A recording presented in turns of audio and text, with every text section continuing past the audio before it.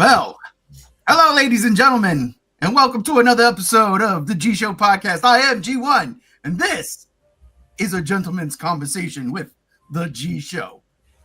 And it is, excuse me, and it is New Year's Eve, and I am joined by a very, very special guest today. I shouldn't even call him a guest, honestly. He is a founding father, if not the founding father when it comes to this page on YouTube. I got G95, aka my brother Matt. How are you? I'm doing good. Thanks for having me. It's the intro so kind. I think I'm probably gonna have to steal it. Usually I'm not like this. I'm very much more rambunctious with the intros. Like, what's up, G-Joe Landon? But that's for Friday. Today, we're gonna speak like gentlemen. There's gonna be a couple of swears in there, though. I swear there is, because they're just, I mean, come on. I'm not gonna fucking. Well, I mean, I think vulgarities are a permanent part of my vocabulary. So, yeah, we might get a little loose with it if you're cool with that. Oh, I'm always cool with that. Trust me. Trust me. But let me start off by asking you, man, because it's been a while. It's been a very long time, man. How are you doing, and what have you been doing in 2025? Oh God. Well, your boy's tired. Very, very tired. I think the last time I was on was when we were doing the VHS reviews for was it VHS Beyond? I think was the last time I was on. Yeah, last year. Yeah, over a year. I've been fucking working, man.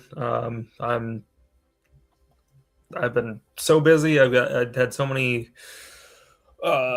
cool opportunities this year, as well as my day job is I'm the mold maker, helping with like some of the prop department of a company that makes like haunted house animatronics and stuff. So that's my day job. When I get home, it's busy with the girlfriend. It's busy with like life around here, but I'm also in my spare time, I'm 3D printing. I've done a lot of like GIFs and stuff of cool helmets and for like cosplays and shit. Like did a classic Green Ranger helmet. I'm working on a Darth Revan helmet right now. V for Vendetta mask. A bunch of my personal stuff that I've been hand sculpted, hand molded, painted. The severed hand from Evil Dead 2. Been working on some like Necronomicon journals. Weirdly, a lot of Evil Dead related stuff. I did my first vending event this year, which was kind of this spur of the moment thing that at a brewery just down the street from my house. And I had to scramble to prepare for it. But that's leading me into preparing for 2026, where I'm going to do my first, I guess, proper vending at like a con, the local horror convention here in Minnesota, Crypticon. And just, yeah, prepping for that. That's going to be my, that's going to be how things are going for the next, I don't know, probably 6 months or so. That's amazing, dude. I mean, first off, your day job, a lot of people would kill for that, honestly. I'm very fortunate. Yeah, because that's an amazing gig, bro. Like, for real. Yeah. A prop maker for a freaking haunted house. Come on, man. Are you able to like put up like images and stuff on the screen? You send them to me, I could get them up. Absolutely. All right. Yeah, let me just pull up one of. So it's technically 2 companies that I work for. They're all like the main one is called Fright Props, and then Poison Props is kind of our like subsidiary. Okay. But here, let me just send you a link real quick. It's amazing. When I first met Matt, 12 years ago now? Yeah, something like that. When we first started this page, Matt was a Facebook admin for the Godzilla, the Destroyer channel, thus the name. Yeah. 5. That was back in the good old days of like right around 2013, 2014, leading up to Godzilla 2014, and that's when like the heyday of those Facebook pages were the thing of, it was a very tight-knit community. It was a totally different world. Oh my goodness. Okay, well, how do I find your stuff on this website? Is crazy. Well, I mostly do the heads and hands. Really? So what? a lot of I don't sculpt any of the heads or hands, but a lot of the heads are castings that I made. So I'm the mold maker. This guy, the face hooks. Here, let me send that over to you. He's one that I've casted up dozens of times. Oh, whoa! All right, hold up. Let me tell you, he's a pain in the ass. We have the little girl from Terrifier 2. She's on like a little photo op bench. Really?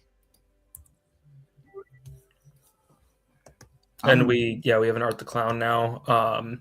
We don't have to get too bogged down with this, but no, just to see where you've been. First off, this website is crazy. The flies jumping around is nuts, bro. Yep.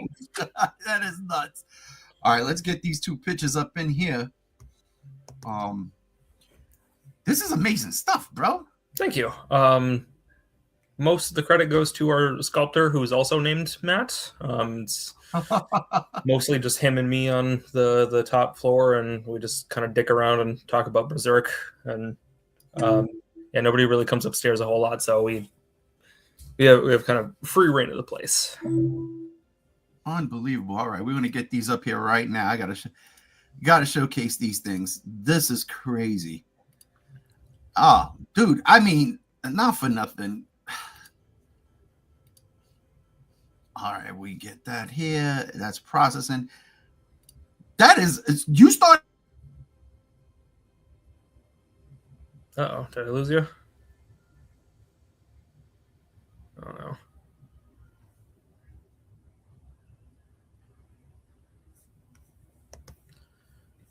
no. Can you hear me? I cannot hear you. While we wait for, there he is. Ah, there it is. Ah, yes, yeah, we sorry. lost. Oh, yep, I thought I lost you. Oh, what's up, Stevie? How you doing, brother? Welcome to a gentleman's conversation with the G Show. Let's showcase these things real quick. I gotta, because this is pretty freaking cool. So this is the hook guy. Yep. Face hooker. And you did dude. That is amazing. Yep. So that one's a little bit more intricate. Most of it is just pour latex into a plaster mold, let it build up a skin, and then dump it out, and then fill it with foam. He's a little bit more involved, where there's a welded bracket inside of the head. So we have to pour latex into the face part, let that kind of build up a skin, then insert the bracket, and then seal up the mold, and then put more latex in there to build up that skin, then pour that out, then put the foam in. So that one's a little bit more involved than they typically are, but and then we got this he's a fun one. Yeah, here's the little pale girl from Terrifier 2. And we also recently just did our own Art the Clown, I think this year, maybe. Wow. Dude, I'm absolutely blown away by this. And I've seen stuff. I mean, hell, I bought things from you. You know, I got both the Batman Beyond picture you painted and that crazy collage picture. That collage was like one of the first things that I really did when I started kind of dipping my toes into the art world. That was just like literally cut up doodles from one of my notebooks at work at my old job, and some damn fool talked me into making a collage out of them, and Uh, And the yeah, rest man. is Like just, I appreciate your patronage. of course, no, I love them. So Thank you, thank you. Stevie showing his support. I'm glad that they Damn, went to a good home. what was that? I'm glad they went to a good home. Oh yeah, no, they are displayed proudly. Like I said, they were right above my door. I look at them every morning when I'm leaving. So, um, they're just dope. They're just dope, man. But Thank you. outside of what you was doing for work this year, which okay. You still doing commission arts? Anything? Yeah, I am. It's been a little bit slower this year, just because I've been so busy and haven't had a whole lot of time to dedicate towards commissions. But got a couple from and a friend who wanted a custom mask. Like we took a mold of his face. We had like a plaster cast of his face that I sculpted on. I did that in 2024, and he needed a new version of the mask this year, so redid that. Made him. He's also a haunt actor at one of the haunted houses in Minnesota, the Dead End Hayride. You ever seen the movie The Houses October Built? No. Okay. No, like It's kind of a sort of mockumentary horror film that's about people who are traveling around the country visiting haunts, and they visited two spots in Minnesota, one of which was the Dead End Hayride, which I've done some work for. And he's an actor there, so I made parts of his costume. I made him a gauntlet this year. I'm currently making a V for Vendetta mask for a friend, and for a different friend, the Darth Revan helmet that I mentioned earlier. So those are the two commissions I got going on right now. That's crazy. I'm gonna ask you to draw me a picture. How's that sound? Just a smiley face with gore. Yeah, I could do a fine smiley face. No, you said you were at a small venue this year. You got a table at event. That's amazing. You're doing a convention next year? I've been threatening to do it for a lot of years, and I'm finally pulling the trigger on it. I love that. Listen, ladies and gentlemen.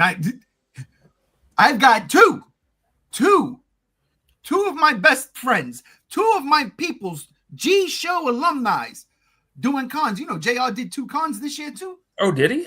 Yes, JR interviewed Linda Miller. Oh shit, I didn't know that. Yeah, he put me on FaceTime with her, and boy, when I tell you I turned beet red, I was beet red. I was like, oh my god. Stevie comes in, Batman Who Laughs. Can you do that? Ooh. I bet I could do a Batman Who Laughs. I would. That'd be a fun challenge. Fun fact again, I gotta bring JR up. JR was the Batman Who Laughs this year for Halloween. Oh, was he? And it was really good. Cool. Yeah, wow. Right, shout out to I don't know if you saw the pictures of me and my lady, but we were Chucky and Tiffany, but reversed. Gender reversed. I think I did see that. I'm sure I had to, because that's crazy. It's been like something we've been talking about for a couple of years, and finally took the time to do it. I love it. How was Halloween out there, man? Y'all, it was a good time. Yeah.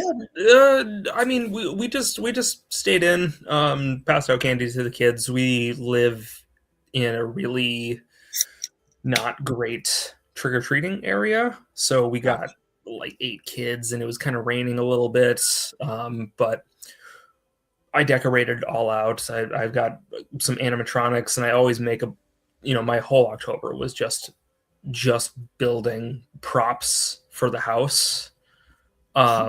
So that was just like just crazy to have to try to pull that off so quickly. And then I swiped a bunch of props from work, or pieces of props. Our candy bucket was one of our heads, and I cut off the top and hollowed it out and put a bunch of blood in there. And that was like, so when kids came up to the door, you just give them severed head full of candy bars, and we're also the house that does full-size candy bars. So if you're in Minnesota, maybe come try to track me down. We'll have candy bars for you. I can feel my diabetes tingling. Right there with you, buddy. Oh my God. Well, look, I can't top that 2025 so far, and everything that we're looking forward to for 2026, dude. Nothing but the best for you. That's awesome, and I'm happy. Like, seriously. Thank you so much. As I always say to anybody, is like I've always been a really creative person, but my girlfriend, who's, we're going on 5 years next month, she helped unlock my creativity to the extent of I didn't realize how many different avenues I could go down, or I didn't really know how to channel the things that I wanted to do. And now that I've been exposed to so many different things, I don't have enough time in the day to dedicate to just one avenue. I'm sculpting. I'm trying to learn digital sculpting. I'm trying to learn Blender. I want to learn electronics and LEDs and shit like that. And just never enough time in the day, and endless amounts of things that I want to learn and explore, because my brain is just exploded with ideas. Well, I hope you have a notebook and jotting all that down. Oh, yeah. By the way, after we finish this and wrap it up, let's talk, because you said you were making Necronomicon journals type things. Mm-hmm. Yes, sir. Yes, please. Where's your Etsy store? Yeah, no, that's also in the work for next year, is along with the con is launching Etsy. And I've spent a lot of time with my artist friend, who's of all the skills that I have, I can't fucking draw to save my life, and I don't know Photoshop at all. So my artist friend, who is an illustrator, he and I worked a lot together on business logos and the more professional kind of business side of things. So to get banners and business cards and get the social medias all kind of where they need to be for launching for the con. Nice. So Etsy store is coming. Perfect. That's what and when it does come, I will absolutely drop a link in the description every single Friday when we do the Geek Out. Thank you. Just because. My man Stevie comes in real quick. He says, most I got going on is 3D printing / painting minis and repainting figures. Stevie does do his 3D stuff. What kind of printer do you have? I'm a bamboo guy myself. Oh. But I always love hearing about other 3D printers and experiences that people have. Half of my YouTube is just 3D printer based, because I got one last year and I've fallen in love with it. And it's treating you right, huh? I am at my core a lazy bitch, and I wanted a printer that I could just buy and then set up, don't have to do any kind of calibration or any of that. I'm dealing with that with someone else's printer right now, and I hate it. It's dreadful. So the bamboo, anything above the A1 series is just very, from my experience, very much kind of a plug and play kind of thing, and that's the avenue that I wanted to go down. Gotcha. Stevie comes in and says, Elegoo, hell yeah. That's Elegoo is the filament brand that I always buy. Heard a lot of good things about their printers. Haven't tried it myself. He says it's a small one, Saturn 3. Okay. I think I was looking at that when I was first looking into printers, as either the Saturns or the Neptunes. But hell yeah, man! I hope you're having fun with it. Hope it's treating you right. I've seen some of the things he's done. It's pretty freaking awesome. Oh, sweet. Yeah. All right. Well, that was your 2025 in a nutshell. That was about you. But let's talk about some of the things you like this year. Like, you know how we do. We started this page, we started this YouTube account together because we wanted to talk about things we liked. Right. Yeah. Or things that we had a lot to say about, because I think our first one was the BVS review that went on for 4 hours. Hey now, those are good times. It was. So, well, you brought up BVS, right? Uh-huh. I'll just ask you point blank. What did you think of James Gunn's Superman? I loved it. I thought it was great. I haven't rewatched it really. I think I started it a few months ago when it came to Max, and I haven't had time to like sit down and really revisit it. But I really liked it. I thought it was a lot of fun. If we do end up talking about our like top tens and stuff,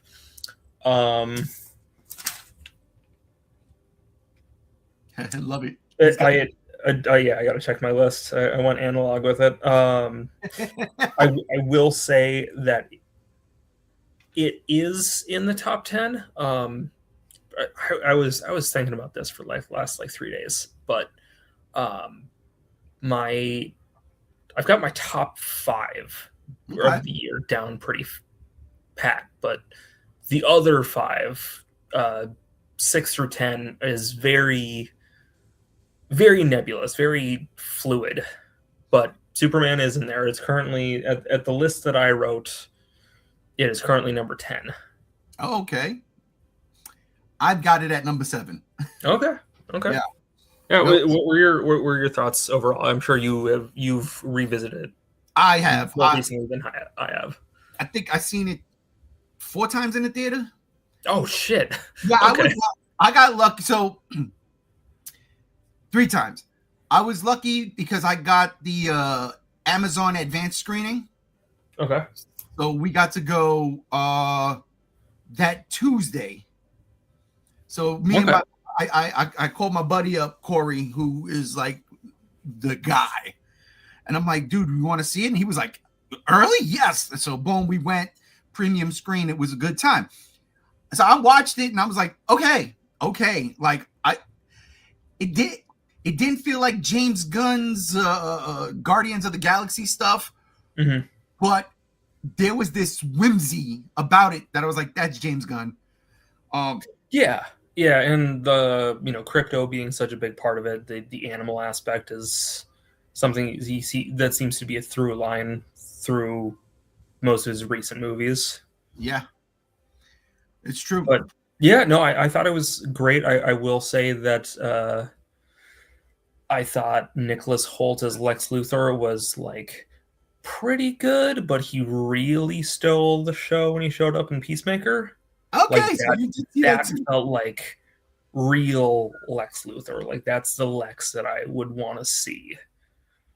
You know what I think it was too? The fact that he could like curse and just let loose. And so you're not going to be able to do that with the Superman movies. I mean, maybe you could drop a shit. Well, you dropped, super shit.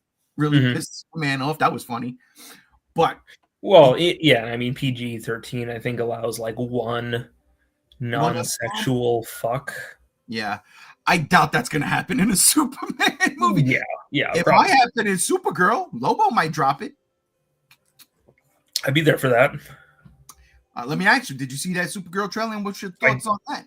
I did. It looks great. Her like 30 seconds in Superman, I was like immediately sold on her. I love the attitude.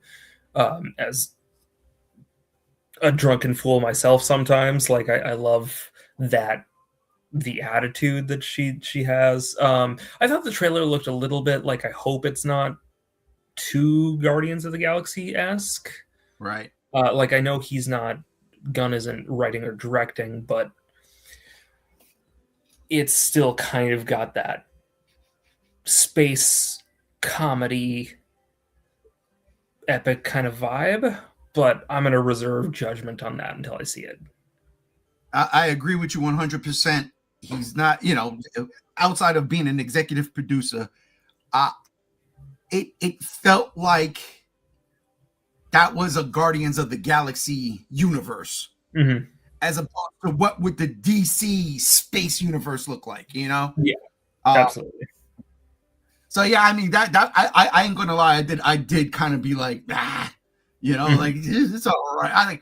I didn't hate it. I want to see this movie because, like you, when she shows up in Superman, I was just like, clap, clap, clap, clap, clap. It was perfect. Costume is perfect. Like her look is perfect. Yeah, I'm really excited to see it. I am too. You know, it's funny. I was thinking about this today. You know, off topic but on topic. You know, the last time I think me and you actually sat down and did a one-on-one together was the Troll review. Was it? Oh shit! Did you see Troll 2?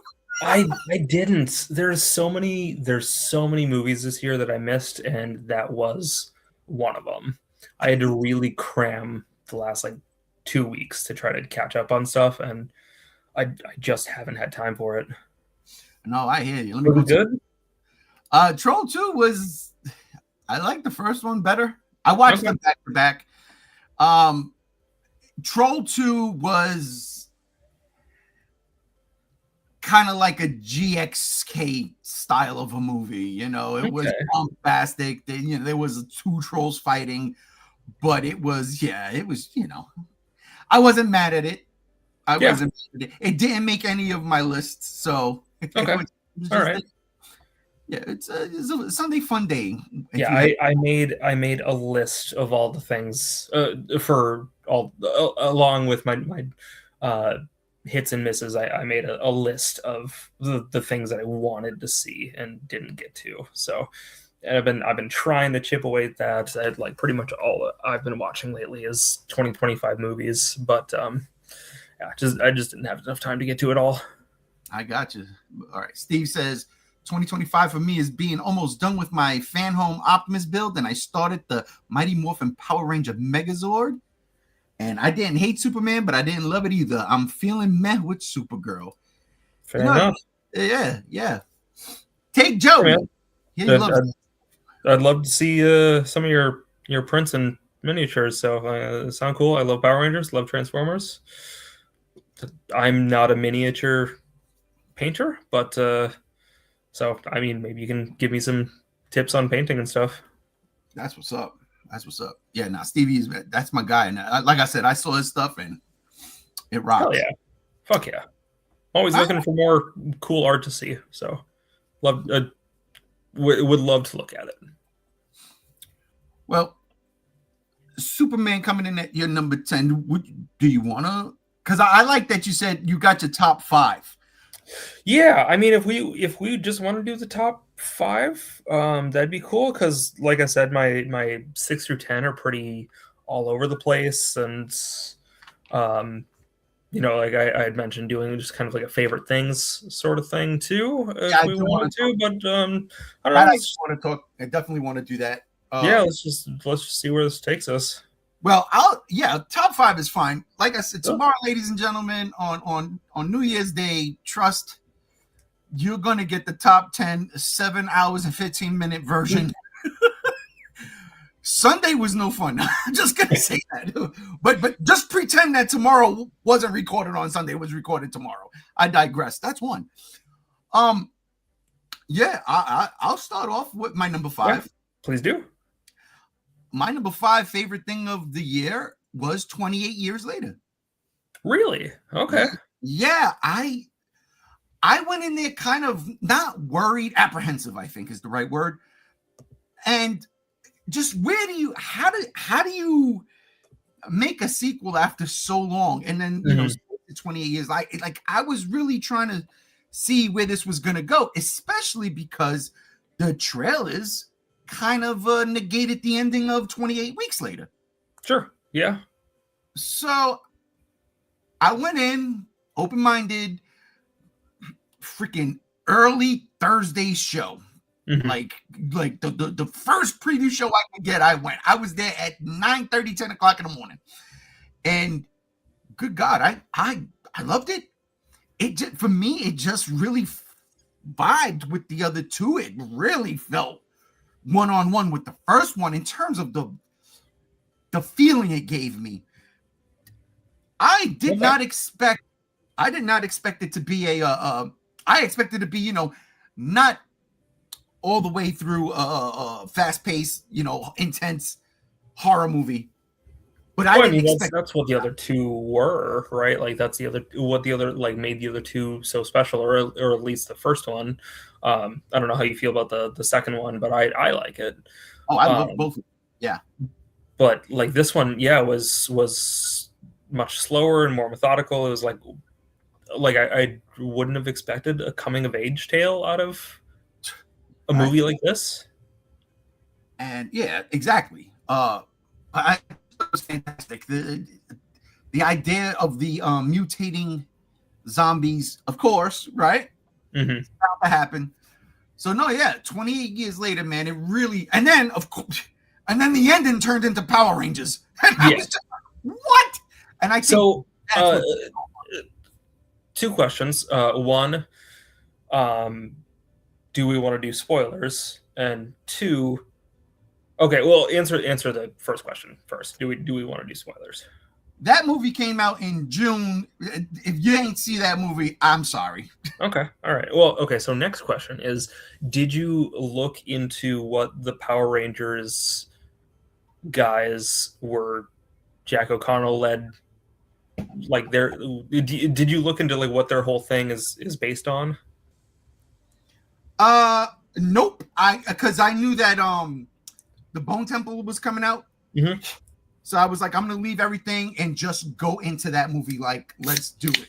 So I don't know if the Bone Temple is going to go into it. It's more of like a meta sort of lore thing because like the virus broke out in like 2002, right? Right.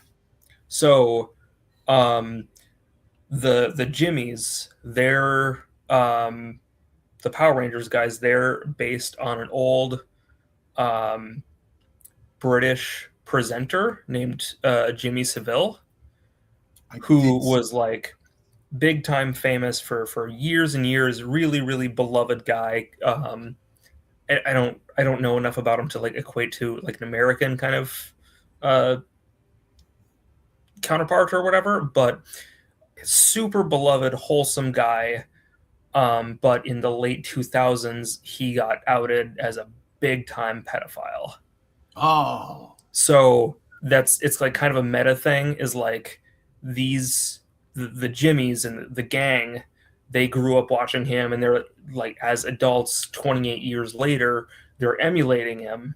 But we quote unquote as the audience can clock that like it's a really like perverted, perverse, corrupted kind of thing, and right. They're obviously probably going to be villains in the Bone Temple.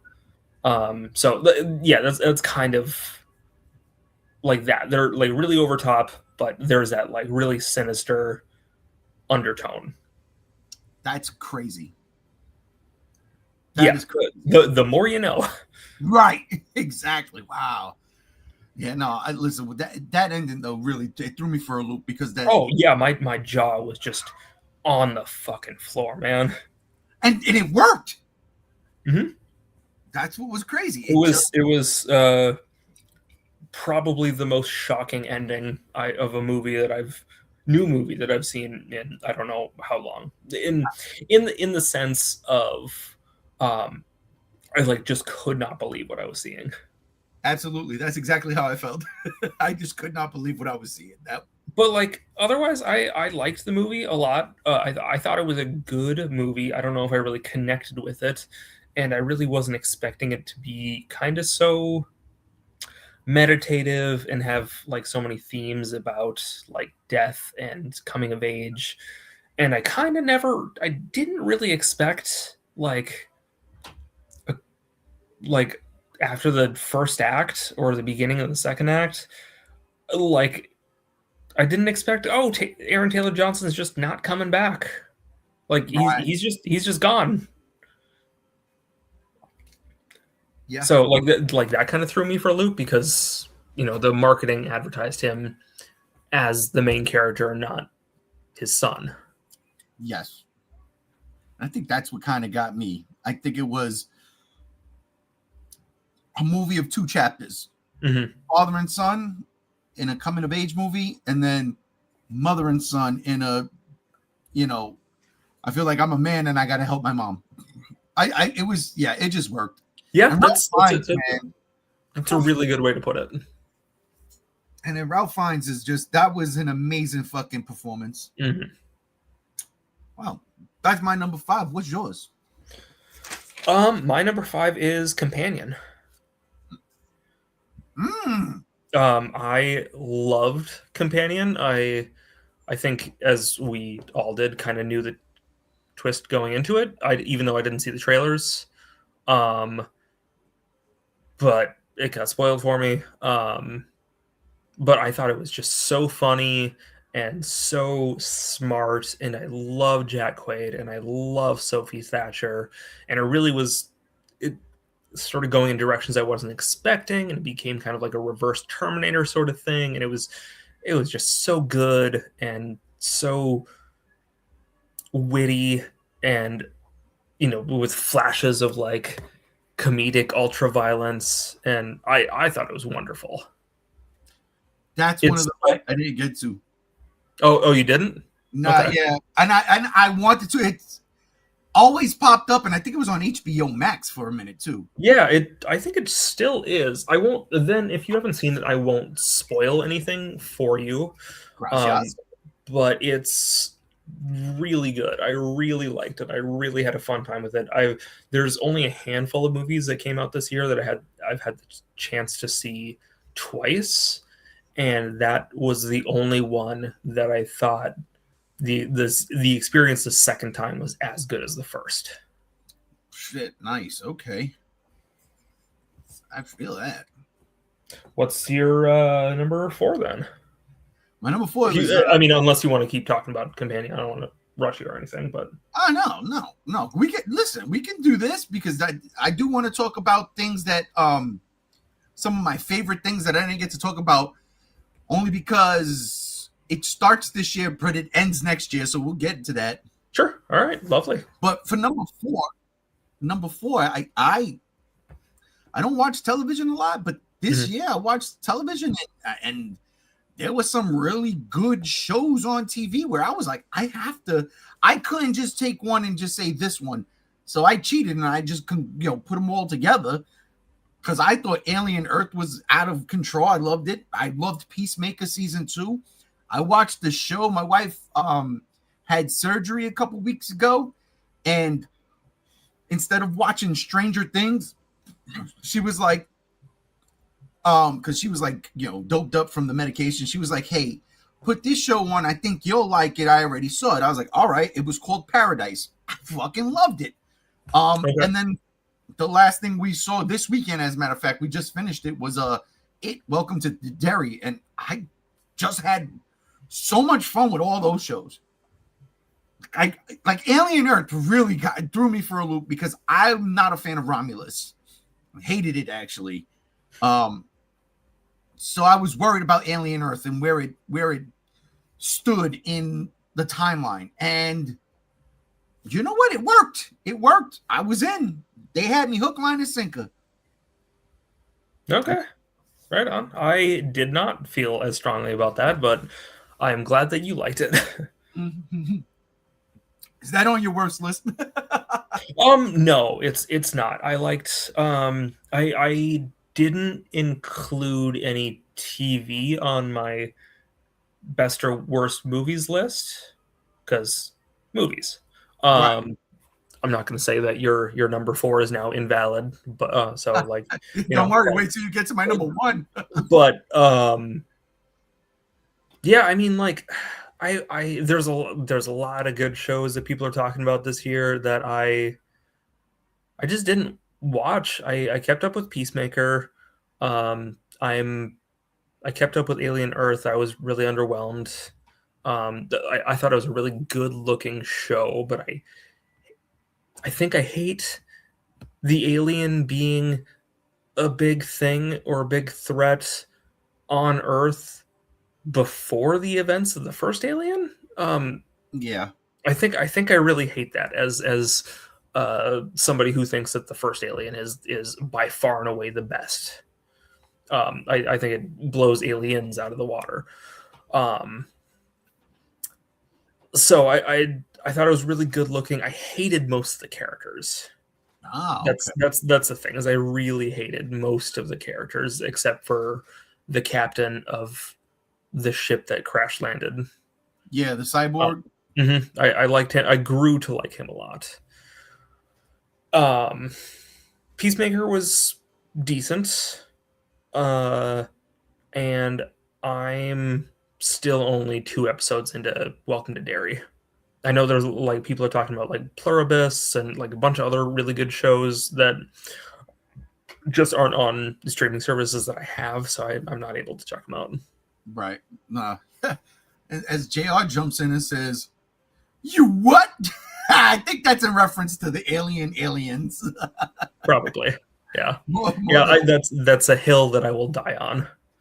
You know, now that you said movies, I should have reconstructed this, because then I would have had Superman at number 5. Mm-hmm. So yeah, you know what? We'll do top 5 movies. Honestly, I only got 1 movie on my worst list. So what we did for the G show, what we did for the Geek Out was just like things geeky in general. Sure. So that's why that was there. Like, so I'm going to revamp my list. Okay. Television is no longer number 4. Wow, you know what? No, I'm lying. Superman's not number 5. Okay, so I'm going to have to do my number 5 again. You ready for this? Let's do it. Number 4 would be 28 Years Later. Okay. No, I'm lying. No, pardon me, my brother. I am lying my ass off, because now that I realize we're not doing that, number 1 is out. And all right, here we go. Let's do it again. 1, 2, 3. Right. Superman is number 5. My number 4. You know me. I like things blowing up. Mm-hmm. I like giant monsters. I like all this fun stuff. It was a little ditty called Primitive War that came out this year. Okay. I heard of it. Yep. Could not find it. It was supposed to come out one day. It took forever to get here. It's basically everything I wanted Jurassic Park 1993 to be. It is the military in Vietnam going to an island and trying to find a missing squadron. And what they come across is dinosaurs. That sounds cool. It was absolutely bonkers. It should not have worked the way it worked. And you know what? I say that, though. I think it was a movie just made specific. Like, I would have made this movie. This was the movie I wanted to see. It's bonkers. It ain't going to be good. I'm not making a Rosebud. Primitive War. There are 2 T-Rexes in the movie, right? A mama and a papa. Hell yeah. The mother T-Rex, the female T-Rex, wears lipstick. Oh my god. No, wait. Because it eats somebody and the blood kind of stains the mouth. That's really fucking funny. Right, dude. It was things like that. There was a lot of dinosaurs. The dinosaurs are good. I mean, it kills me because I'm like, you see what we got now? 7 Jurassic Park movies, I think. Something like that. I haven't kept up in quite a while. Yeah, don't worry, you ain't missing nothing. The dinosaurs are all right. Yeah, all right. This is low budget movie, and yeah. So one scene, it looks like the dinosaurs are walking on water. They're Jesusauruses, bro. I loved it. I thoroughly enjoyed it. Had a great fucking time with this movie. Cool. That's my number 4. Okay. All right. Oh, it's your 4, right? Yeah. My number 4 is one I actually just watched 2 nights ago, I think. And that's Good Boy. The horror film from the dog's perspective. Really wanted to see that one too. I thought it was I kind of went in like, because like there's so many. We're in a really good age for horror, Yes. but a lot of it is based around a gimmick, right? Like, Violent Nature is kind of like an ASMR kind of horror, like killer, or like done from the killer's perspective or whatever. Um, Good Boy is, definitely another gimmick thing, but it is so well made. It's a really, really well made movie. It feel like the acting out of this dog is just phenomenal. Like blows the acting from the dog and the thing just out of the water. Um, it's it, and I don't say this lightly. Like this movie made me cry. Like the ending of it really made me tear up pretty hard. Wow. And there's and it's not, and there's some good scares. Like some of this the worst part is the horror stuff, because a lot of it is a little cheesy. Like that's kind of where the movie falters a bit, and where kind of like some of the story structure falls apart. um but I took it as like it's a dog seeing his owner deteriorate, because it's ultimately like a haunted house sort of thing. But he's seeing his owner deteriorate from a health condition, and like the dog doesn't understand that his owner is sick, but he can Mm. just understand, but he can just see that something is wrong, and that should hit home to me quite a bit, as somebody who's very close to my cat, and as somebody who also has some health issues. um, just hit me right in the feels. That movie, I the concept alone blew me away. Mhm. I said that's like you said, like gimmicky horror. I can get behind gimmicky horror. Yeah, same. It doesn't always have to be a remake or a sequel, right? Uh, Right. I mean, look, I'll be honest with you. There were a couple of horror movies I went to see this year that for me did not hit. Well, I wouldn't say it did not hit. I thought they were just okay.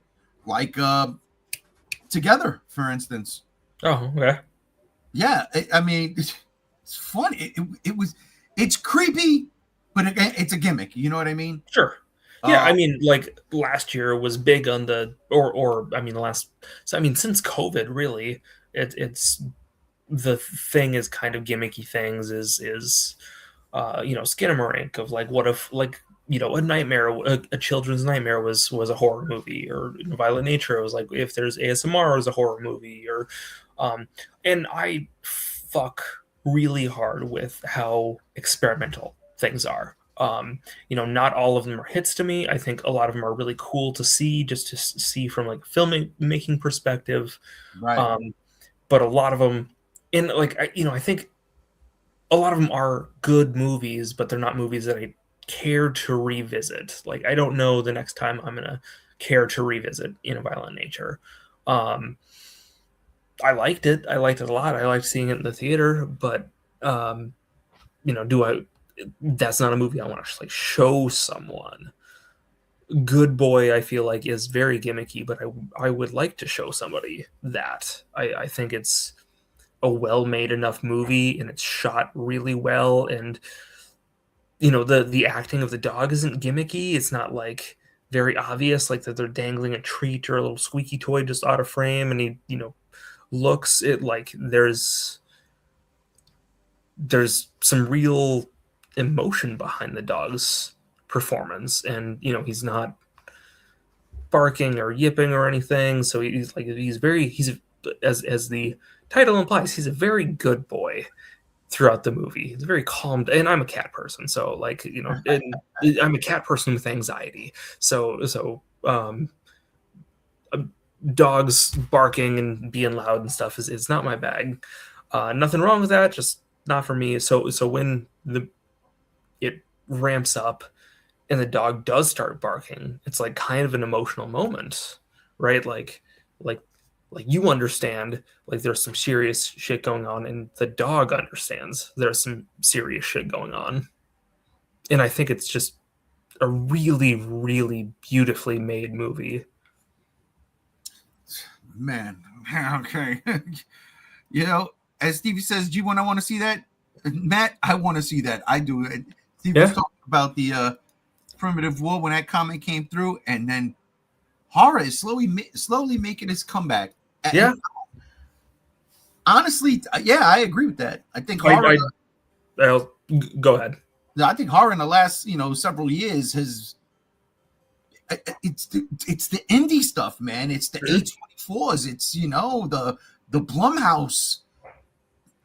I kind of liken it to so like a lot of people saying when back in 2020 during the COVID shit, everybody was saying like, well, everything sucks, but like this is gonna breed a lot of good horror. Like times of cultural turmoil always breed good horror movies, and that's been the case since like the end of World War II, and probably even before that. But I don't think anybody would have expected it to get so experimental, and I think that's really rad. And like not everything I saw this year, like I've watched a lot of horror movies, and not everything I saw worked for me, but a lot of stuff is getting attention. The Substance won an Oscar last year, right? And that was like the craziest thing for me to watch on 11 a.m. on a Friday in the theater. And it's just so cool that or like Late Night with the Devil, like that's not even a movie that I particularly liked. Mm-hmm. But a talk show horror film, fucking awesome. So yeah, like horror's in a really, really good spot right now.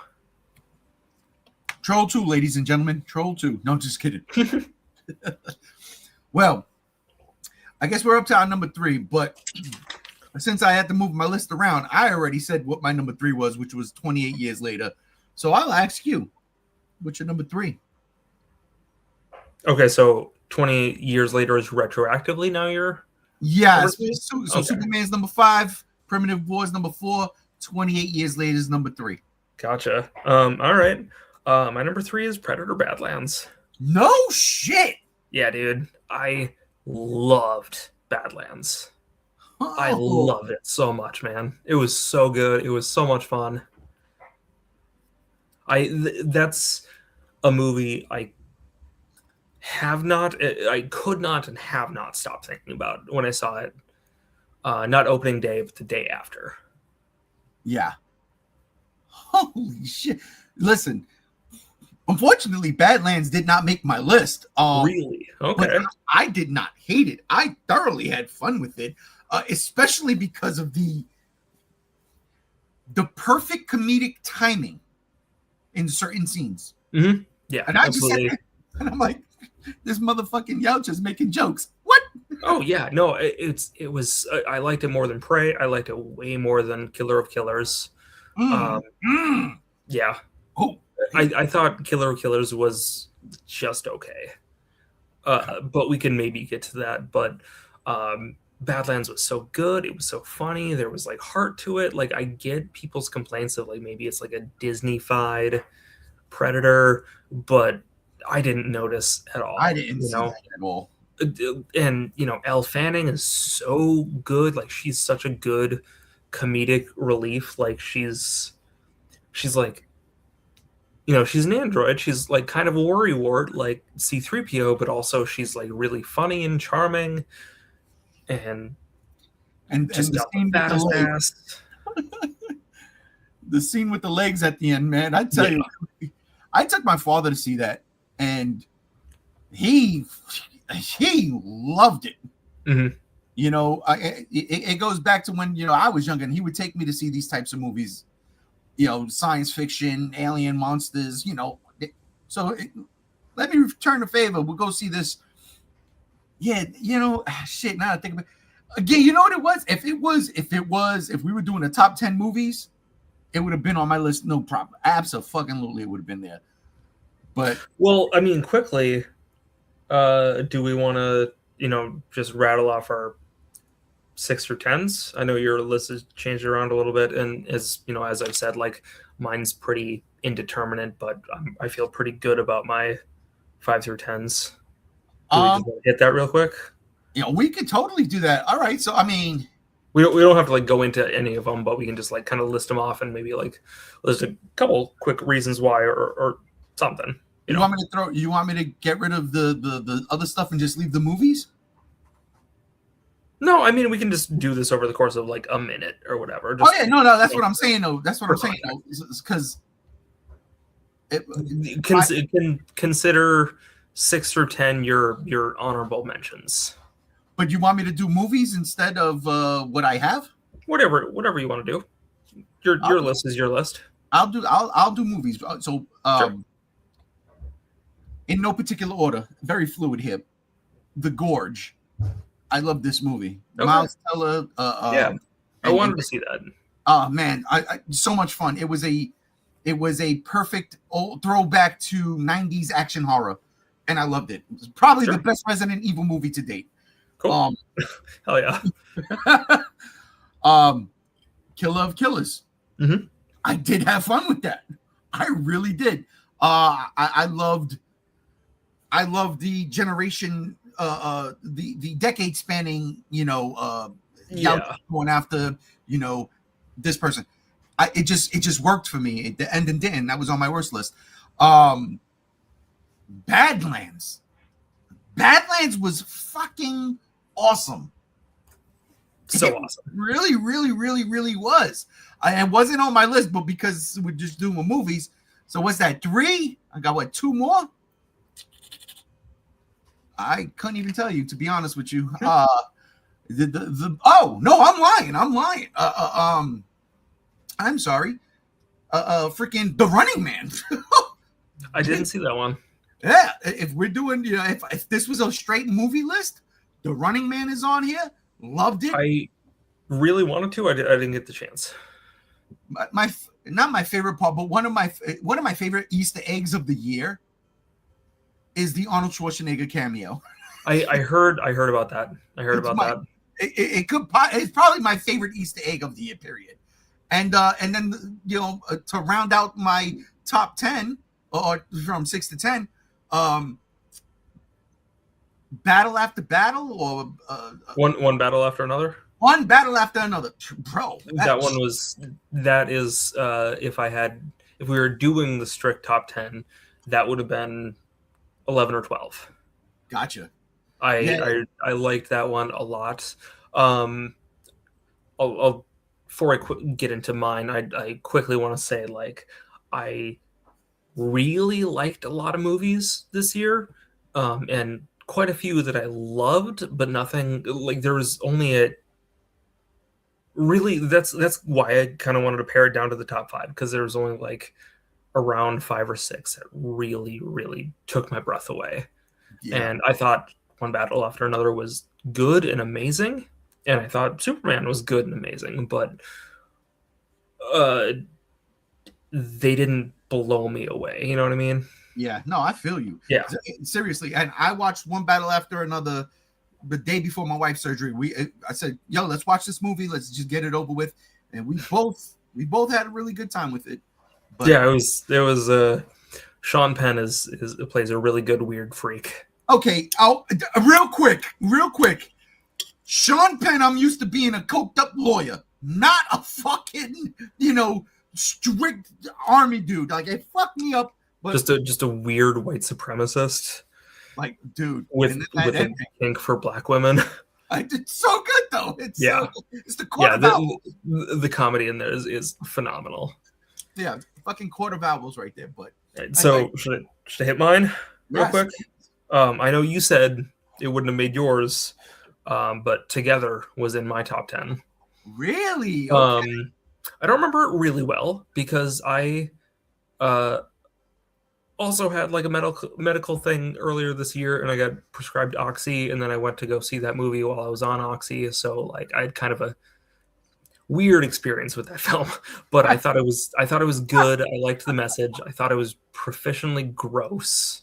Yes. Um, and yeah, I it resonated enough with me, or I thought, and like I kind of didn't think about it a ton, but after the fact, but because that's a big thing for me, right? Is like how much I ruminate on a movie after I see it. And that was one where I was like kind of middle of the road when I think back about it. I think back on it pretty fondly. Um, The ending was kind of funny though, like the very yes, last thing that I yeah, I do love the uprising. We're talking about the new generation of horror and how horror is progressing. I do love the emphasis on body horror right now. yeah. That shit is my bag. My I guess would be number 7. Bring Her Back. Oh, I Um, couldn't watch that. I couldn't watch it. I heard a lot of gory things about that, and I was like, I don't know if I could see that. movie is just trauma dump. Okay, yeah. It is profoundly just not a good time. You're just being, and it's made by the guys who made Talk to Me. And Which wasn't a bad movie. I like that I, one. I like Talk to Me a lot. I thought this is a better made movie. Okay. It is scarier, and it's significantly darker. It is not a happy film, but I liked it a lot, and I would recommend it. It ain't Pet That's my number. Cemetery. Huh? It ain't Pet Cemetery. It sure ain't. My number 8, I guess, would be Caught Stealing. Mm-mm. Mm-mm. No, you didn't like it? That almost made my worst list. The only reason why it didn't is because we shut it off. Oh, I had a lot of fun with it. I wasn't expecting much going in, but I really liked it. Mm. I thought it was like just funny enough. It was just grubby. Like this is like kind of the year of just like the protagonist being a grubby schlub, and I Yeah. love that because that's kind of who I am as a person. Um, and as somebody who's also like big into fitness and big into who loves his whiskey and beer, um, you don't if you're an alcoholic, you don't look like Austin Butler. And You that's don't. probably the biggest qualm of the movie. But that cat, the cat. Speaking of animal actors, that cat was fucking phenomenal, chillest cat in the world. Because if I just look at my cat wrong, he like just doesn't want to sit on the bed with me anymore. And this cat is like in fucking gunfights and just like in backpacks and like in hostage situations, just chill, just whatever. But that's also the same cat from the Pet Cemetery remake, so maybe that's why. Well, it looks Pet Cemetery. Go figure. Yeah. Speaking of Pet Cemetery and Stephen King, my number 9, I guess, is The Long Walk. It's another one I couldn't watch. I couldn't do it. I heard a lot Really? of. Let me tell you something real quick. Honestly, as I've gotten older, I've become more and more of a wimp when it comes to these horror movies. Like I don't know. Like I can't see the gore. I can't get jump scared anymore. It's fucking terrible. I hate it because growing up with a cousin who worked at a video store, guess what we watched all the time? Horror movies. It's Sure. so fucking weird, man. I don't understand it. I do understand it. It's Disney. It's Marvel's fault. It's Marvel's fault. Yeah, I mean, like, The Long Walk isn't like a great time. It's I've not read a ton of Stephen King, but it is my favorite Stephen King book of his stuff that I have read. And that's kind of like an unpopular opinion. So I was really excited for this movie because I've been a fan of the book for like 8 or 9 years now. And I thought it was a great adaptation. David Johnson, who like I know he was in Alien Romulus. I know you didn't like that movie. I didn't really like that movie either, but you can't deny that that dude is a fucking amazing actor. Fantastic. And he, you know, just like in Romulus, he stole the show. And the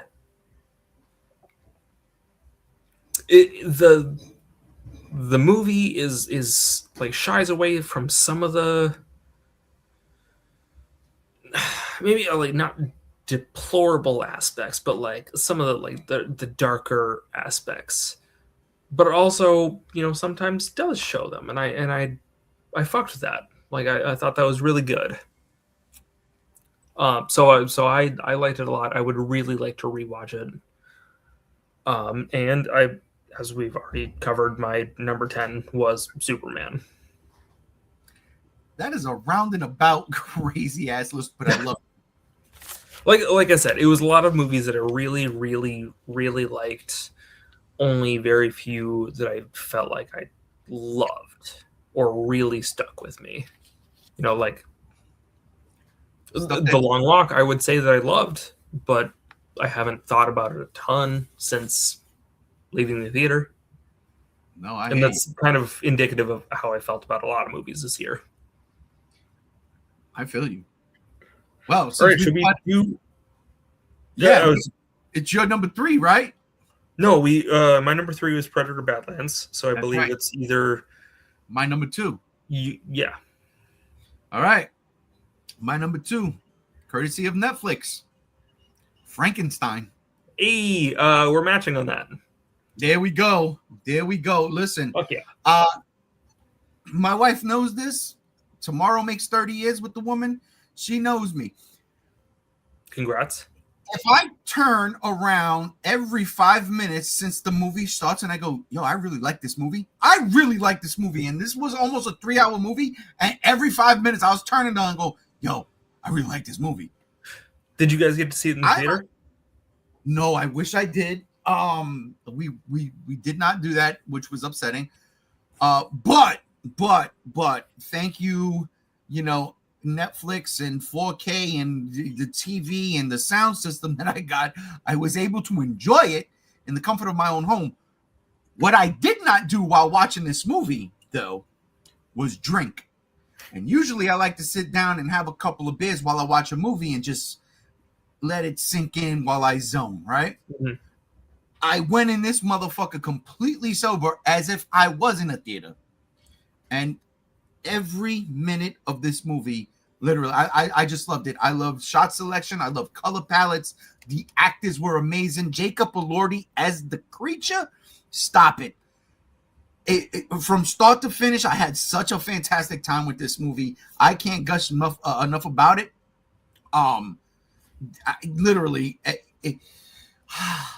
Guillermo del Toro deserves to be at the table, not at a table. He deserves to be at the table with, you know, with fucking masters of directing. What I need to see more from him, though, is stuff like you know why I give Spielberg a fucking the guy? He gets everything because Spielberg is he'll do everything. Yeah, Spielberg is more commercial than no doubt about it, but he's also a jack of all trades. Yes, you look at his I would agree with that. He's done everything. Yeah, Guillermo del Toro would do a Shawshank Redemption or something crazy like that. If he was to just round robin that shit, Guillermo del Toro might be the greatest director of all time. But as of right now, when it comes to like the fantasy / horror thing, he is. There's no one better in my eyes. No, absolutely not. I would put him at that table, honestly. He's there. I gotta put him at the table. I think I just don't think he's ahead yet.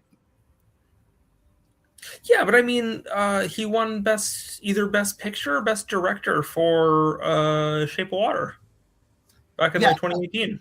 What was in that movie? That was the Creature from the Black Lagoon. It was a monster movie. It was a monster movie, yeah. Well, I mean, I loved it. Crimson Peak was pretty grounded. Ghost Supernatural. Sure. Nightmare Alley was probably his most grounded movie by far. I don't remember that one.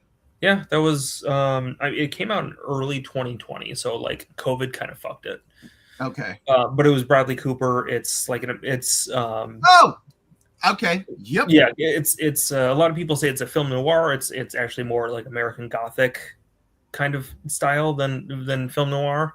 But it's about like a huckster who's just like taking advantage of people chronically, like from his carny days up until highfalutin society.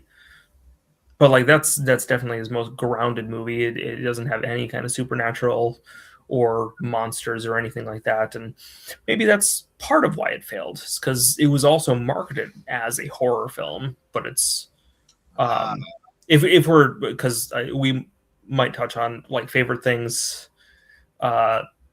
later. I read the book, the original book from the 40s, and Del Toro didn't do a great job adapting it, but it's a lot like there's nothing supernatural in the book either. You know, it's about one man's descent into like alcoholism and just, you know, a fall from grace kind of story. But anyway, let's run back to Frankenstein.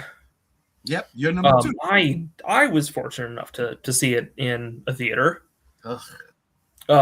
And unlike you, I did have a couple beers when I saw it. So I loved it. I thought it's obviously my number two. But in the theater, it didn't stick as well with me as it did when I watched it at home and in a better sober frame of mind. And yeah, no, it's just a gorgeous, beautiful movie. Mike Hill, who you obviously we talked about this earlier. You know me, I'm an effects nerd. Mike Hill is the guy who designed the creature makeup and a lot of the prosthetics and a lot of the effects for the film. He's been working with Del Toro for like 15 years now. Oh. Because Mike Hill is have you ever seen the videos of Del Toro's like Bleak House, like his house full of like his collections and all of his props and memorabilia and like books? Have you ever seen? I have, but I would have to. It's been a minute if I have, or I was really drunk. Okay, so Del Toro has a place, or he used to have like a singular house. It was a mansion, but it was, you know, rich people called them houses. And now he's got like 3 houses and an apartment or something like that. And that's not places he lives. That's like properties he owns to keep his collections. Like his collections, like books and movies and miniatures and props and like memorial bits and like all these things, like all of his like his movie and horror and just artistic collections, right? So he's famously said that he spends half of each of his paychecks, which are, you know, millions and millions of dollars, since I think Hellboy, dedicated to collecting stuff. And he's you know, kept his own props. He's collected like rare tomes, like rare shit from the 17 and 1800s first edition. He probably owns a first edition of Frankenstein. He probably owns several. But he's also commissioned a lot of life-size busts of like Boris Karloff as Frankenstein, getting his makeup done by Jack Pierce, the guy who did Boris Karloff's makeup for Frankenstein. or a lot of stuff from like Freaks or like Dracula or H.P. Lovecraft, like or Edgar Allan Poe. He has these life-sized silicone busts, and most, if not all of them, were made by the artist Mike Hill, who I've been a fan of for like 10, 15 years now. I've been following this guy's work for so long because the way he sculpts people is so lifelike. And he's worked with Del Toro in a couple other movies. He worked with Del Toro helping do the design for the fish guy for Shape of Water. Call him the Gill Man. You call him what he is. He's the creature. Yeah, he's a creature. Fish guy is funnier. Or fish freak rather. If we're gonna side with General Zod. With Zod. So Mike Hill was finally put in charge of designing the creature because he's famously talked about like he's made replications of the creature of like Frankenstein's monster, whether it be Boris Karloff or some of the Hammer, some of the people who played him in the Hammer films, or his own rendition for years and years. So he was finally put in charge of making Del Toro's monster, his creature. And now he's part of the press circuit for the movie. Like he's showing up with like Jacob Elordi and Mia Goth and Del Toro for like Variety and stuff. Like they're like big time publications are interviewing this effects artist who's been, like, when I first discover him, he was working, like, sharing a shop space with another guy. And it's just so cool that his work ethic and his skill has brought him to probably getting an Oscar nomination, probably getting him a win as well. Like, as a guy who dabbles in that, and as somebody who has a real passion for that, it's so fucking cool to see that, to see this rise. And I'm sorry to go on such a tangent. No, please, by all means. Something I'm very passionate about. Like this guy has paid his fucking dues, and now he's getting his flowers, and I think that is so cool.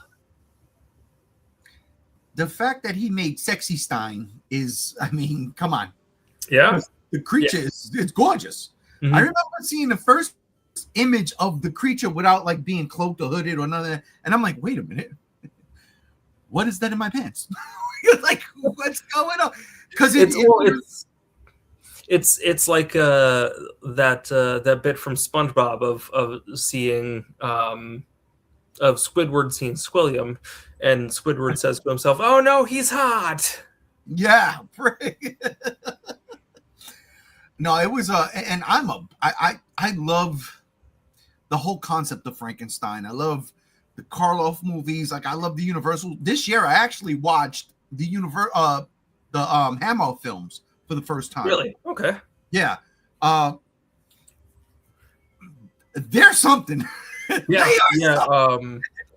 I spent more money than I care to say on collecting all the Universal movies on VHS, like a lot of the offshoots and stuff too, because I just adore the artwork on there. And then I also, bought all the main monsters on Blu-ray, and I've been slowly making my way through them. So after I'm done with that, I'm gonna hit the Hammer films, because I've only seen a couple of them, but I know they get strange. They get strange, and I've only seen the Frankenstein ones. I haven't even done Dracula. Really? Okay. The horror of Dracula, the very first one, that's one of the couple I've seen, and that one's genuinely good. That's a good movie. It's not too weird. Okay. And I didn't hate any of the horror stuff, sure. Hammer stuff, but it's just like, okay, How many times can Peter Cushing make a fucking creature? That's all. That's what it is. That's what it boils down to. No, I when he was alive, I would dare you to ask how many Christopher Lee how many times he could play Dracula, and his 6'4" ass might punch you in the face. I ain't mad at that. I would have asked him. Oh no, Christopher Lee, right? Yeah. Yeah. He definitely he wasn't Grand Moff Tarkin. Del Toro's collection is crazy, says Stevie, and then we all know that the creature from the Black Lagoon was Abe Sapien. That's messed up. You know, I could see it. Well, where are we at now? Number 1, huh? Number 1, yeah. I mean, I could keep. We could make a whole podcast about Frankenstein, and we probably should have when it was out. But yeah, let's do number 1. My number 1 was Sinners. No shit. Mm-hmm. Okay. I thought Sinners was a 12 out of 10 movie. I thought it was so fucking good. The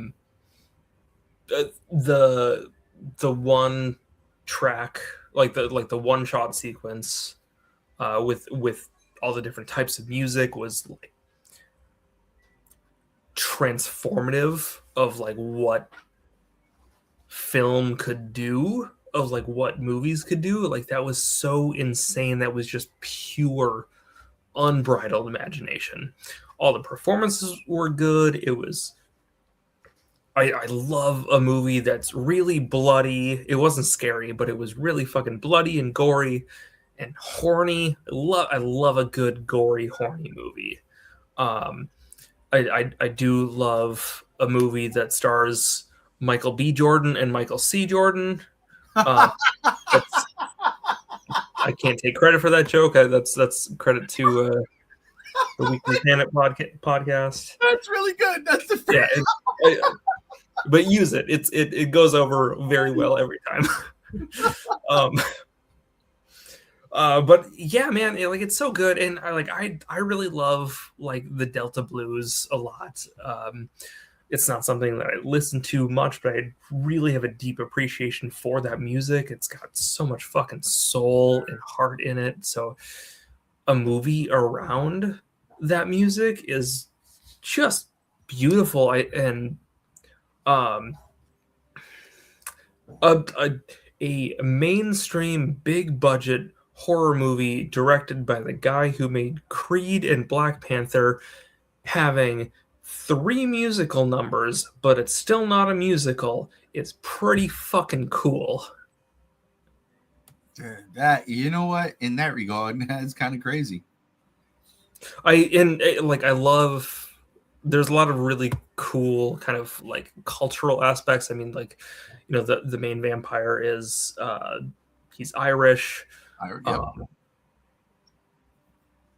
You know, the blues was invented by Black people, and that was adopted by white people and turned into rock and roll.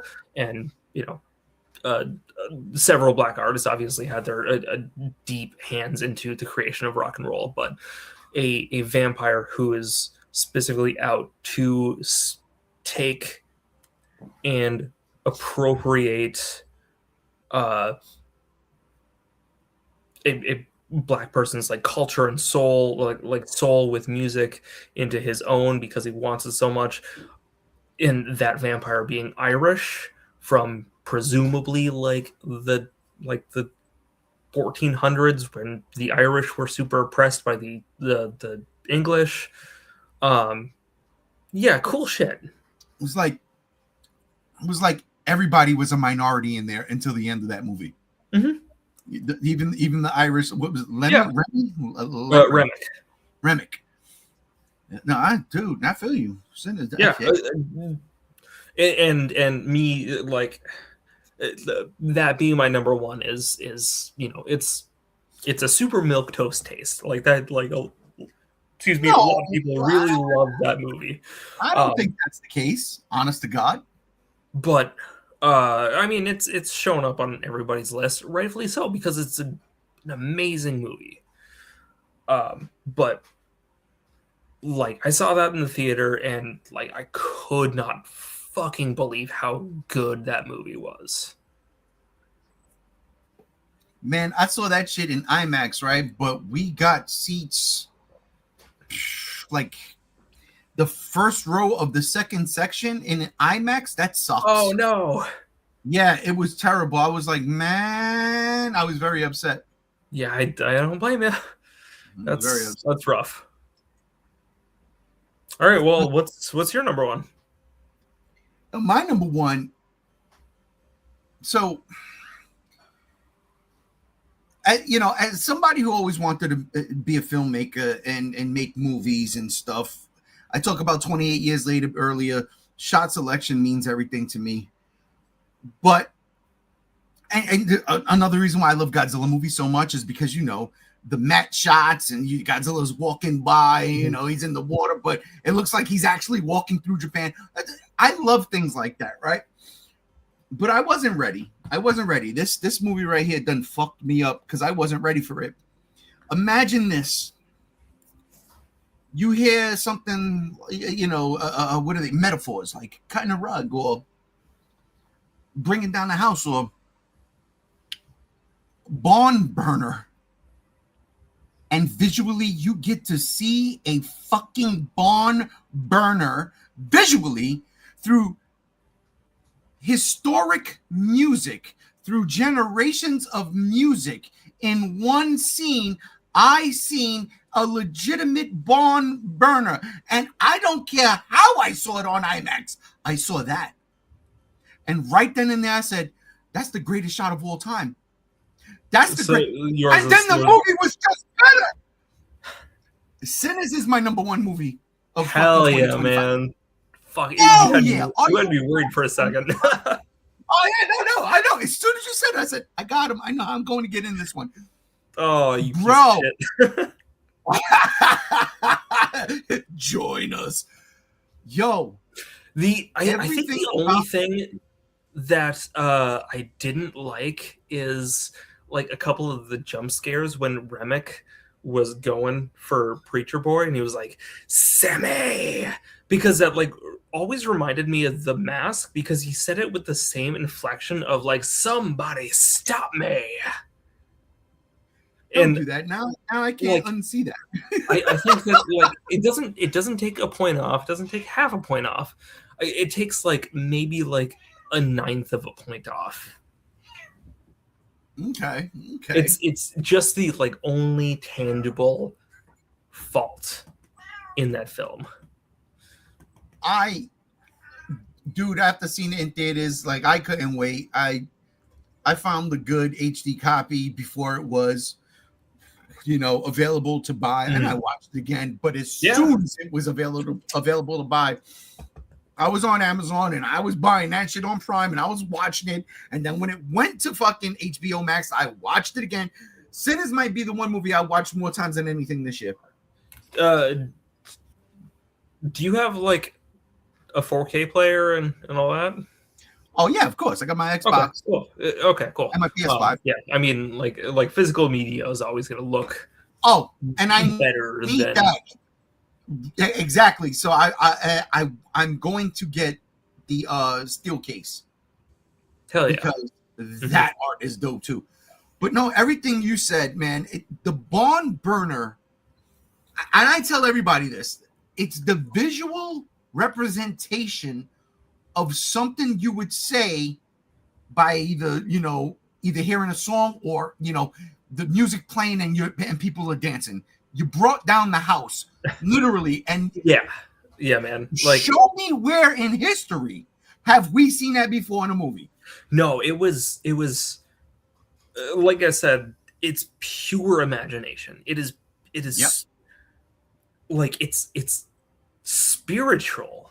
It's so gorgeous and so unexpected, and I was so excited to see how it developed. And like as soon as I think it started with the guy with the guitar, right? Like as soon as I saw it, I was like, what? And then like half a second later I fucking got it, and it was like my jaw in the theater literally dropped, like just agape, just for that whole sequence. Like, I cannot believe it. I mean, This is think a about quick it. this is Yeah. a quick aside. So a couple weeks ago, we had to do an intervention for one of my friends. Okay. And that was weird and awful and bad and very uncomfortable. And kind of in the aftermath of that, like when we were like, okay, things are kind of like okay, and like maybe because we set it up as like, hey, come over to our place, we're gonna do a movie night, but actually like we're gonna tell you for 2 hours about all the shit you're doing wrong. After that, when everything was like kind of chill, we're like, let's put on a movie, and we put on Sinners, and everything was still pretty weird, but everybody just like shut the fuck up for that like 2 minutes just to watch that, and then we went back into our awkward bullshit. So like that's just the transformative power of that scene. Is it can make an awkward situation very comfortable for a couple minutes. I feel that. Sorry if that was like too deep, but no, but listen, that was my last experience with the movie a couple weeks ago. This is a gentleman's conversation, so this is not like the geek out. How we, this is that's exactly what this needs. Sinners blew me away by far. I knew it as soon as I saw it the third time. I was like, yeah, this is my number one movie of like maybe even 2026. The songs, I mean, Delroy Lindo was fucking great. Oh yeah, absolutely. In this movie. And then Remick. His song. Fun. After converting pretty much everybody in the fucking barn, and they're all dancing around them, and even Michael C. Jordan is dancing with them with Haley Stanfield. It is unbelievable. Not only that, but what really fucking got me? The music outside of the songs. Mm-hmm. When he dies in the water at the end, that heavy metal. Ludwig Göransson, I believe, is the composer's name. Him and Kugler have been doing shit together, I think, their whole careers, and like that dude is just divine. Just divine. Like he's absolutely going to be the next Hans Zimmer. Listen, he's not already on his way to that. That music, the way that metal, it's almost gothic metal, the way that rocked. Because it was metal, but it was like operatic. Operatic, yes.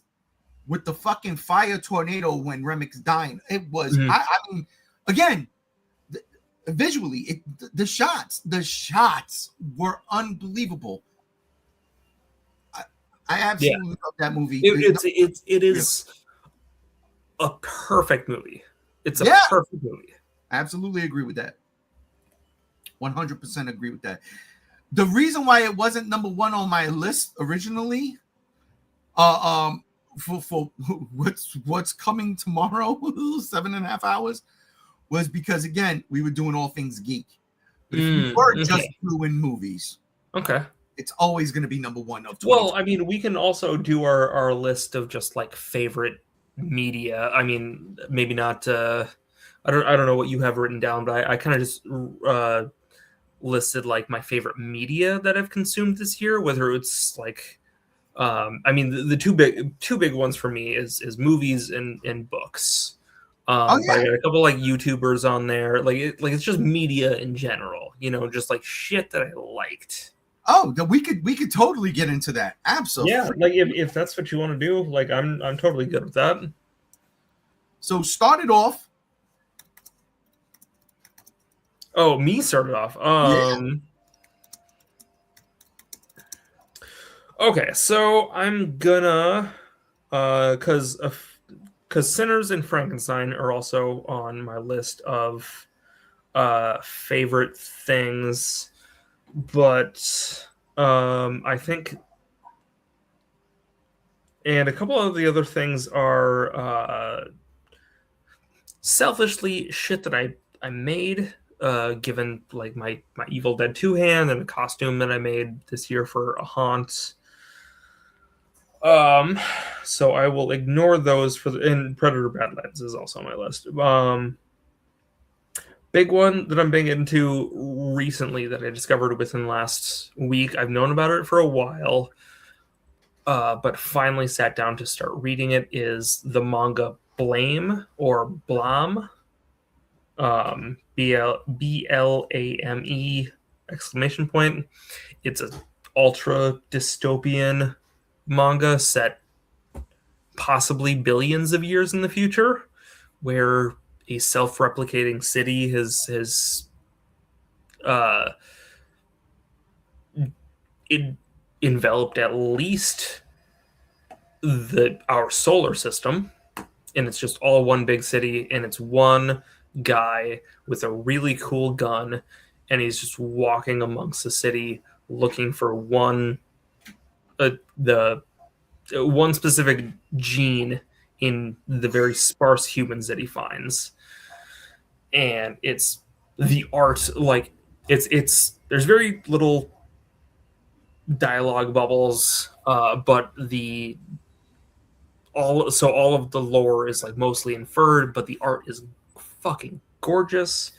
The art was the artist was, I believe, a former God, what's the fucking word? Like the A former animator for another show or another. No.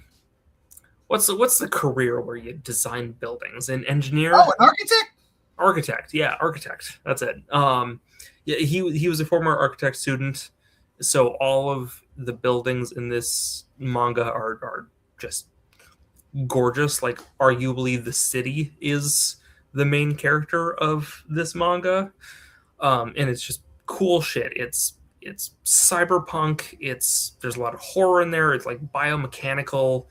It's all beautiful, and like the worst drawn things in there are the humans, and I think that's pretty fucking cool. And that's one of my favorite things that I've read this year. I feel that. You say that. Wait, did you go to a comic shop to get those, or you got it like from like online? I saw a video from a channel that I like. They did a breakdown of the series years and years ago. Eventually, the first volume of the manga, or like one of the first omnibuses, was on sale for a good price. Picked that up, sat on my shelf for years. Over the summer, I went to this really cool comic place in the cities, in the Twin Cities, and they had tons of fucking Universal Monster stuff. It was so cool. It was amazing place, like life-changing kind of fucking place, and I'd never been there before. Another credit to my girlfriend, because she'd been there and she took me there. Nice. But I found volume 2 there, and I binged both, and there's several more that I don't have yet, but I binged the first 2 volumes in like 3 days, which is a lot for me because I don't have a ton of time to read. Right, especially. But I think there's 6 volumes total. Do you know if they did an anime off of it? Because you know how manga and anime go hand in hand. There is a movie that either was or is on Netflix. I have not watched it, but this is the same creator as the Knights of Sidonia, if you've ever heard of that, which is on Netflix. I have. Yes. That's crazy. This is less accessible as Knights of Sidonia, in the sense that it's way more weird, and like the plot, the plot is not described in the dialogue. It's just all inferred shit. you could easily read through the whole manga and just be like, I don't know what the fuck is going on. Which you mean like Grant Morrison's Final Crisis? What? At least that has like colors you can look at. Whereas like manga's black and white, it's like, well, I don't know what's the authority, what's a silicon life form, what's a human, what's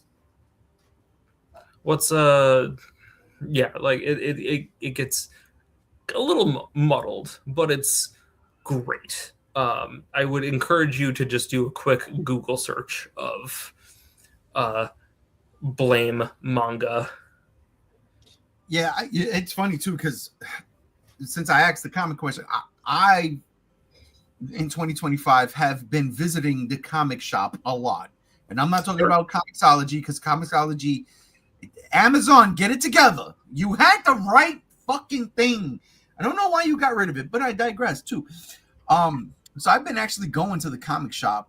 Cool. And it's out of the way. The closest comic shop to me is about 10 minutes, but it's small. They don't get everything. Having to only drive 10-15 minutes to get to a comic shop. No, but this comic shop, the one that's like 10 minutes away, it really doesn't have much of anything. Like, it's small. They don't get everything, right? Mm-hmm. So then I go to the next one, which is about 20 minutes away. And that's it's a smaller shop, but they focus just completely on comic books. The closest one to me is more of a collectible shop, comic books. Then the second closest to me, that one is pure comics, no collectibles, pure comics, and I love that spot. But I go out of my way. I go about 30 minutes, and I go to Cosmic Comics, and good God Almighty, this place, that's a comic shop. They've got, like, I feel comfortable going in there. I got my pull list from there. But I say all that because one of my favorite things that came out this year that I didn't put on my list, but only because it started late and it's going to finish in 2026, is DCKO. I'm not familiar with that one. Listen, Matt, we started this shit, like you said, BVS. We did the Suicide Squad. We talked comic books. There was no one else. It was just me and you. Oh my God. It's a crisis level event. Darkseid is definitely winning. He has found the anti-life equation, and he is a god. He is a legit god. He is the size of a kaiju, and he can fucking exist everywhere at once. Is this what leads up to the Absolute series? Or is this a separate thing? So the Absolute series is because of this, but it happens before that. Right. So there's this one-shot book where they get rid of Darkseid. Or so they thought. Darkseid doesn't go away. He creates the Absolute world. And and Batman's life is so shitty because Darkseid is especially pissed that Batman shot him. Listen, Absolute Batman is like my favorite fucking thing, bro. It's like I have not read it, so you're not going to see a lot of on my like favorite things of this year list. You're not a lot of modern comics because I don't have the money or the means to regularly drive like 40 minutes to go get a pull.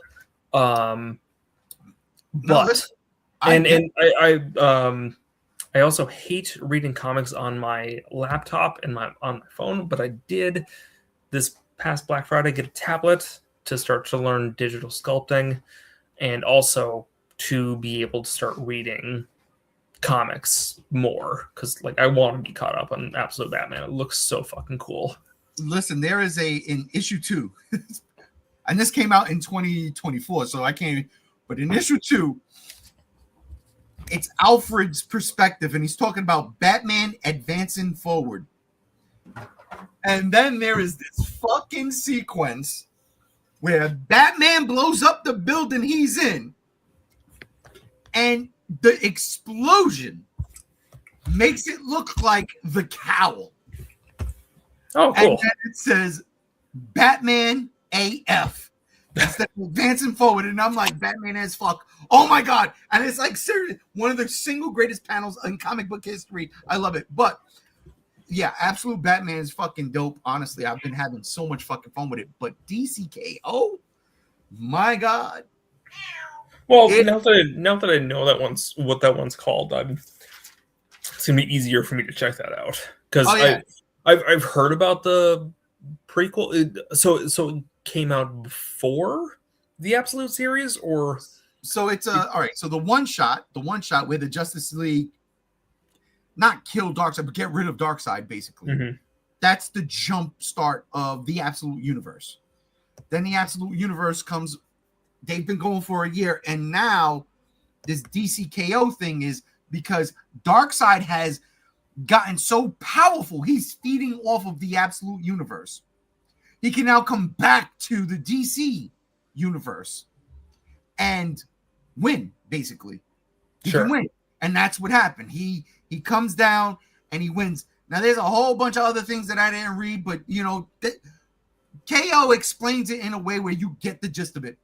I mean, the Absolute shit seems like such a expansive thing, too. I mean, you know, the Absolute of the big three, but now there's like Absolute Martian Manhunter, and there's like Absolute Evil, and it seems. Oh no, yeah. So as somebody who doesn't keep up with comics much, it seems like a lot to keep on top of, as well as keeping on top of like the mainline continuity books. No, and I get that. Trust me, I get it. The Absolute Universe is running and is doing its own separate thing. They are going to be a part of DCKO. Okay.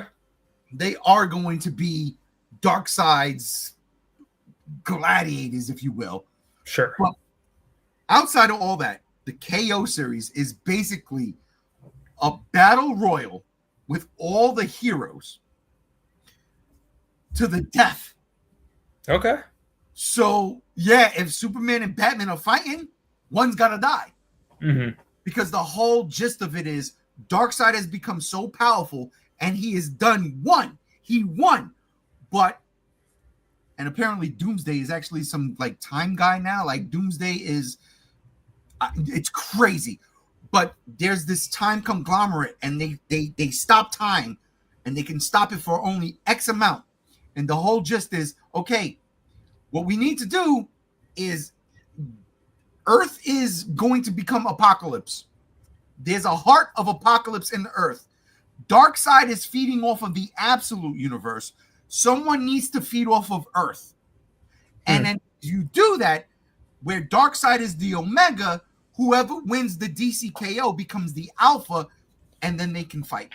That's the only way able to fight Darkseid. So it's a battle royal to see who will become the Alpha.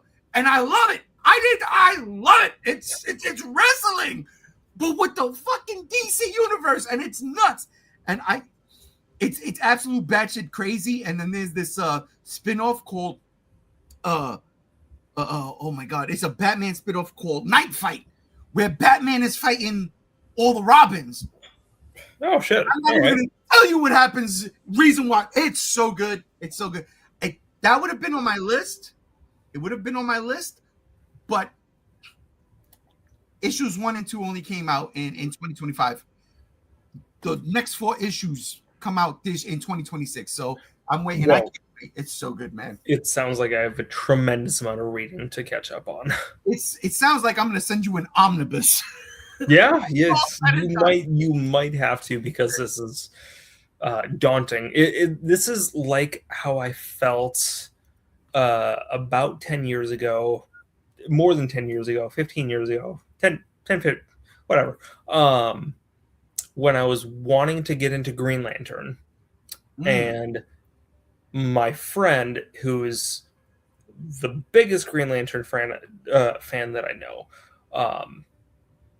I was wanting to get into, like, you know, like I heard about Blackest Night, and I was like, that, like, DC Zombies sounds fucking cool. And he's like, you gotta read the Jeff Johns run of Green Lanterns going up to that. I was like, I don't know, man. Like, I know there's like a whole like Green Lantern Corps spanning across every galaxy. It's like, that sounds so big. And he's like, no, dude, just read this. And he was just giving me, Yeah, he who's was your friend? loaning me his I love I love trade that. paperbacks. Uh-huh. And I got through it over the course of, maybe a year. And I never got to, I kind of teetered off before we got to Whitest Night. But I got through most of Jeff John's run, and I was like, okay, yeah, no, this is really cohesive. Like, all of this makes sense. But like, if I was reading this month to month, probably would have killed myself. Like, that was just like so much, so dense of lore. That's true. That is So fact. that's probably something I'd wait for, like an omnibus or trades for, personally. No, listen, I totally agree with that. Like, I was living in the moment when Blackest Night was coming out, when Jeff Johns Right. took over Green Lantern with Rebirth. I was at the comic book store every Wednesday, getting all of that stuff. I totally understand where you're coming from, because right now, when I fell out of comics, and I didn't fall out, I said, I can't keep collecting. I ain't got no fucking room. I would still read my comics. This is where a tablet comes into play, and where the Kindle was, where Comixology worked. Right now, I just started to, I didn't start to read it yet, but I started to go on the journey of Dark Knight's Metal, which is Sure. something I Yeah, never no. wanted to read. My friend loaned me the Dark Knight's Metal, the same friend, in fact, loaned me the Dark Knight's Metal stuff in 2020, and I've not read them yet, so I feel like an asshole. But he's sold a lot of his comics since then, and the only solace of this that I take is that he hasn't sold those ones yet. So they're very safe with me for the very foreseeable future, because I cannot fathom when I'm going to be like, I want to read my friend Taylor's comics. Well, I tell you what, every Christmas break, right? Christmas and New Year's break, because I work at a school, I usually read some kind of big comic book run. And that's Sure. where I'm at right now. So hopefully within the next 3 days, the next 4 days, actually, the weekend included, I will read this and I will let you know whether or not it's a go or not. But anyway, Please do. I'm one of those autistic ass people who, I mean, as we've talked about, like, I have lists of things that I haven't gotten to. I'm one of those people, like, I write down every movie that I see. I write down every book that I read or comic. And when the year is done, or close to being done, like, so I finished an audiobook today, and I finished Blame Volume 2 today. And I'm not going to be reading shit until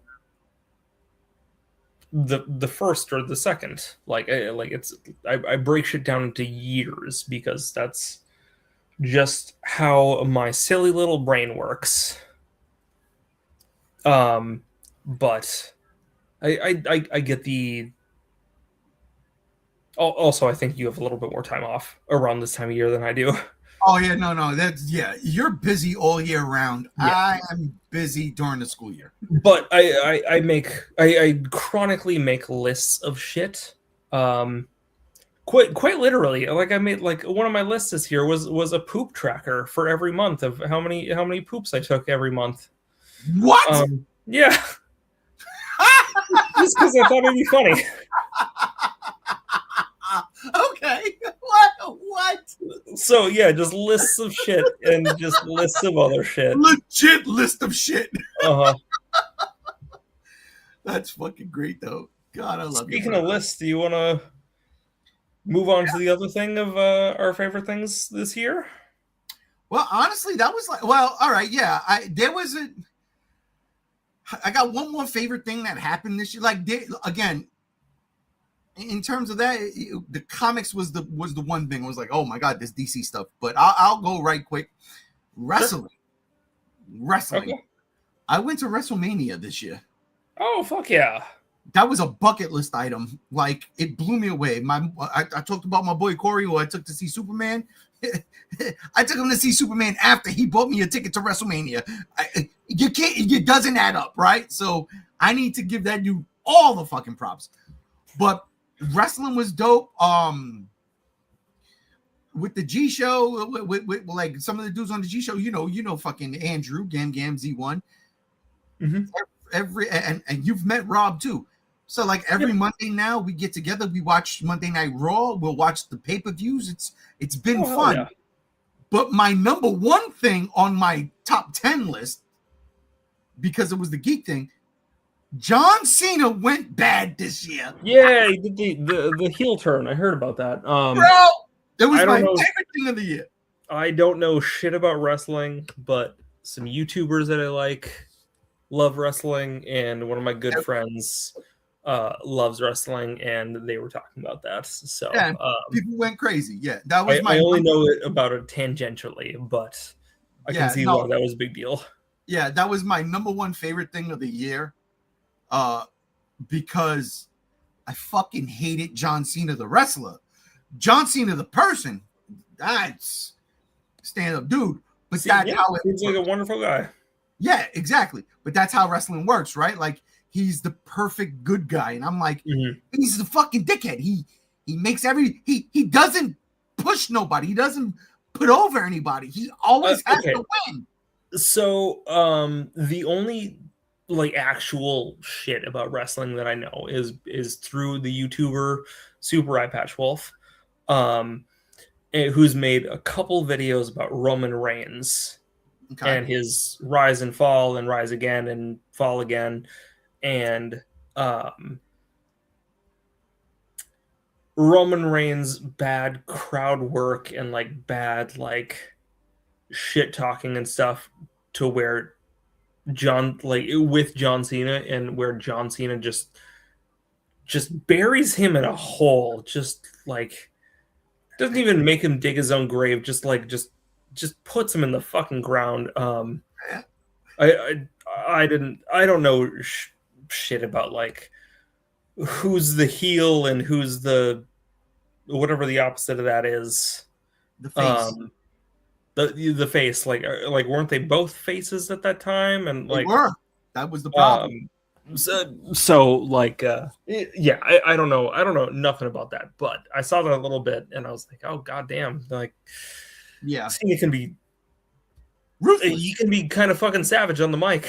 Right, he's ruthless. His promo is great, and that was one of the things. Yeah, I just, not that I hated about him, but I'm just like, come on, man, stop stopping other people's momentum, because I've seen it so much. So when John Cena in fucking February of this year, me and my wife literally just finished watching The Gorge. I said this, you'll hear it tomorrow if you listen to 7 hours. We had just finished watching The Gorge, and I go, oh, there's a pay-per-view on. I go to Peacock, they put the pay-per-view on. It's the end of the match. It was the Elimination Chamber. It's the end of the match. CM Punk loses. Okay. And John Cena steals the pin, gets it.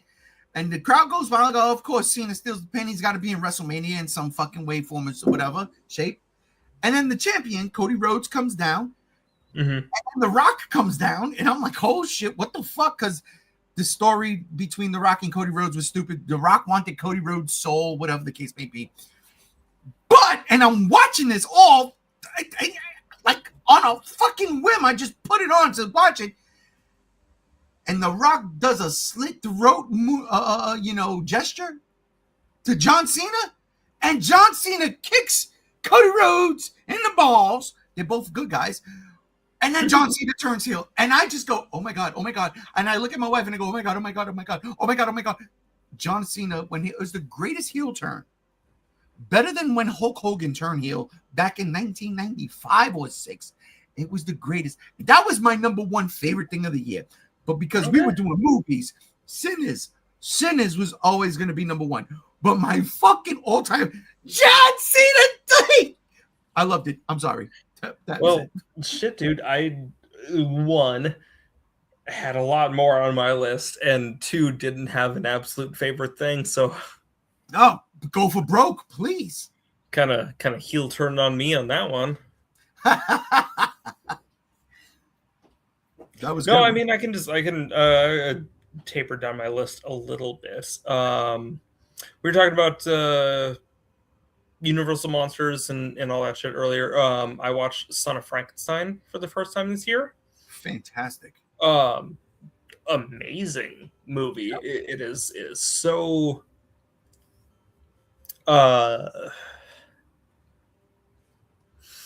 God, what's the word? It really informs how Frankenstein lore went forward, right? Like that, and like Son of Frankenstein and Abbott and Frankenstein Meets the Wolfman are the two like more formative things of how the public zeitgeist sees Frankenstein, with like Igor isn't the original hunchback Right. henchman. It was Fritz. It was Fritz, which Frankenstein killed. The creature Yeah, killed. Igor shows up in Son of Frankenstein. The Frankenstein holding his arms out upright, like that comes from Frankenstein Meets the Wolfman, because it goes to Frankenstein. Igor and the monster switch brains, and now Igor's brain is in the monster's body, but he's blind. So how does he get around? He feels his way around, and so the whole like outstretched arms thing, that comes from Frankenstein Meets the Wolfman. Son of Frankenstein, I thought it was so fucking funny, and Bela Lugosi as Igor is so good, and it's so dark. Like it implies that like the monster is doing shit outside of the purview of the original movie and Bride of Frankenstein, to the point where he rips off a little boy's arm. Like that's not even an implication. That's something that's just outright said. But there's like such great humor in there. It's like Bela Lugosi steals the show. This is one of his finest performances. Watch that for the first time. That is one of my favorite things pieces of media that I've consumed this year. Real quick before we go on, you were talking about meta earlier in the podcast. How meta was it that in Frankenstein Meets the Wolfman, Igor switches brains with Frankenstein? No, when I forgot, was it Frankenstein? It was Ghost of Frankenstein when they switch brains. And then Bela Lugosi plays the monster. Yeah, no, that is so meta. Fucking meta. And I don't even know if that was like a conscious choice, because initially Lon Chaney Jr. was supposed to play both monsters. That would have been impossible. They couldn't have pulled that off back then. No, and it would like they could have with doubles and shit, but it just would have been too much work and too much money. Yeah. So they're like, let's get Lugosi, because he was his career was kind of on the downslide. Excuse me. But yeah, no, I mean, it just turned out to be super meta that way. And there's a really good joke in Son of Frankenstein where Henry Frankenstein's son is on a train to Germany in the first in like one of the opening sequences, and he's talking to his wife about the monster, and he's like, I don't remember exactly what it was, but it was something to the effect of like they referring to the monster's previous attacks or rampages or whatever. he's like, yeah, and they always called the monster, and somebody like a teller or somebody working on the train cuts him off and yells, Frankenstein, Frankenstein. And that's such a just a good little bit that's just aged like wine, dude. Yo, these old Universal movies are they are better than some of the shit we've gotten in the last 20 years. Have you ever watched The Black Cat with Lugosi and Karloff? No. Please do. Okay. It's amazing. It's so good. Karloff is a villain. Lugosi is the hero, quote unquote hero, because they're both monsters. Not monsters literally, but just like they're both just massive pieces of shit. But Karloff is like a former like warlord from like the First World War, who built his castle on the battlefield of like a battle that he as a general won. And he like tortures people, and he like kidnaps people and like preserves them and shit. Like it's really fucking dark, and like there's like somebody die. I don't want to spoil anything too much because you should just kind of experience it, but like somebody dies by being flayed alive. Like it's really, really dark. In one of the opening scene, it's called The Black Cat. It's like loosely, it's based on the Edgar Allan Poe story in name only. Okay. And in fact, that Lugosi hates black cats, and he sees one, and on site he just shoots it, and everybody's just fine with that. Aside from that awful fact, it's a great movie. You can rent it for whatever, like wherever, for like $3. That's what I've been doing a lot. That's how I watch the Hammer film. I've got so much credit accumulated with Amazon. I've watched the Hammer Frankenstein films using my credit. Yeah. Please watch The Black Cat. You will love it. If you love a lot of like the darker turns of the old Universal stuff, or like more like implied horror, you were gonna love The Black Cat. It was made. Go ahead. No, that's the thing about those old movies that people don't get nowadays. It's not about black and white. And I found this one out myself when I bought the Universal Monster Classics. Like, the Frankenstein movies are really fucking good.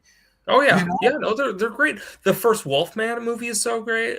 Really great. The Wolfman is great. The first Invisible Man is incredible. I fucking love the first Invisible Man movie. It's true. And then, us being monster fans, Godzilla and all that stuff. For me, the Creature from the Black Lagoon trilogy, like all three movies are fucking dope. The first one's the best. It's my favorite. The first one is the best, yeah. But Revenge is fucking dope. And then fucking The Creature Walks Among Us. Yeah, so Creature Walks Among Us, yeah. I actually I don't want to get like too deep or too like sad or whatever. So we're 2 hours in. Sure. Yeah, we sure are. I'm sure, and we've talked about this before. My dad passed at an early age for me, and he was the one who introduced me to the Universal monsters and all this. I like all of my memories of watching the monsters, whether it be the original Frankenstein or the Mummy, which I still think sucks. Frankenstein meets the Wolfman. All these movies, Creature from the Black Lagoon, like we watched them together. Moved to a new town when I was 7. Went to the grocery store. This is back when grocery stores would still have like a VHS section and stuff. Not like a rental, but like little display to buy them. I'd seen Creature from the Black Lagoon with him, right? And he and I were at a store together, at the grocery store together, and I see a VHS for Revenge of the Creature, and I'm like, holy shit, there's a sequel. I didn't say that, but like my little 7-year-old brain was just mind blown that, like, oh my god, there's a sequel. We have to get this, and got it. We watched together. It was awesome. I think less of the movie now as an adult, but I do think it's cool. That's the literal first on-screen appearance of Clint Eastwood. But yeah, I don't like Revenge of the Creature as an adult. I have a poster of it upstairs in my room, but it's always going to be very sentimental to me.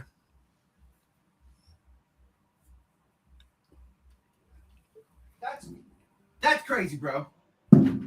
Oh, sorry. They're blowing up fireworks all over the place. I thought something was hitting my door. Fireworks? Oh, Yeah. I suppose it is New Year's Eve. Yeah, they're blowing them up. No, I feel you with the Revenge of the Creature. It's not the best one. And I don't want to get off topic, but I just all three movies. The first one is like fucking phenomenal, and yeah, I really wish John Carpenter would have gotten his Creature from the Black Lagoon movie made, or his Godzilla. Yeah, do you follow the YouTuber Matt Draper at all? I do. Yeah, so you watched this video? Yeah, I seen it. Yeah, dude. Yeah, no, I fucking love that guy. Like, if you look in his comments, you'll probably see me, because I don't comment on a lot of shit on YouTube, but like I comment on his shit because I'm a huge fan. Yeah, but so but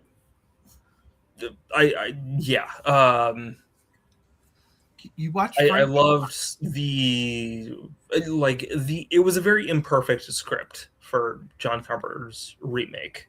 Yeah, but I did love the kind of Lovecraftian kind of vibes of it. Look, I 3 years ago, I started jotting down ideas for a sequel to The Creature Walks Among Us. Okay. I truth be told, I still have not actually watched that one. I've owned multiple copies of it, and I've still never got around to watching it. Holy shit, really? Yeah, dude. No, look, the trilogy, it works. I really love the trilogy. They're up and down. Again, first one's the great. But no, yeah, I said, you know what? There is a way you can bring the Gill Man back. Easy, but that's a story for another time. Well, sure. I mean, if we're gonna pivot, and pivot on something Lovecraftian, such as The Creature, one of my other favorite pieces of media that I consumed this year is the Hastur Cycle, which is a book of short stories around the King in Yellow and Hastur, which is all like they're very Lovecraft. Like, are you familiar at all? Not at all. Okay. Are you familiar with Lovecraft? I know Lovecraft. I know Cthulhu. Yeah. So this was Cthulhu adjacent, and now by means of other authors is not. They're very connected.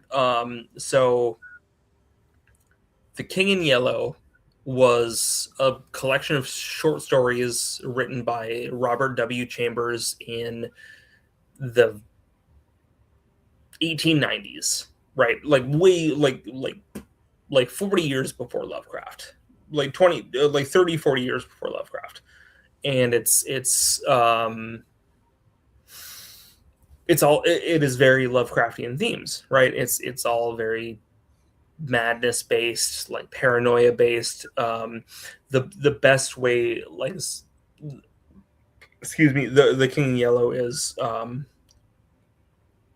in this short story. The King in Yellow is this imaginary play that if you read it, you go insane and kind of implies to conjure the King in Yellow. Did you watch the first season of True Detective? Yes.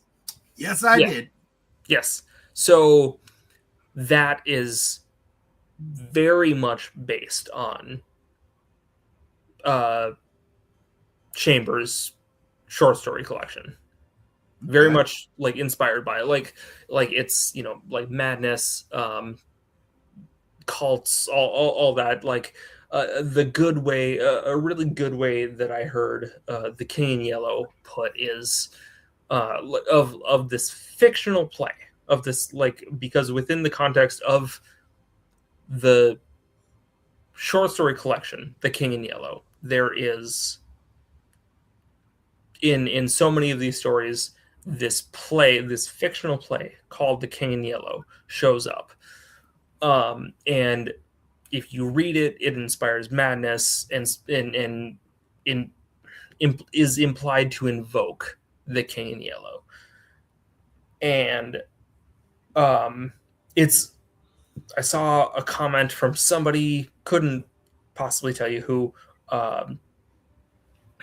says that, like, when you look at the King in Yellow, whether it be the play or the book or True Detective or whatever, like, it looks back at you, and you kind of like see it in.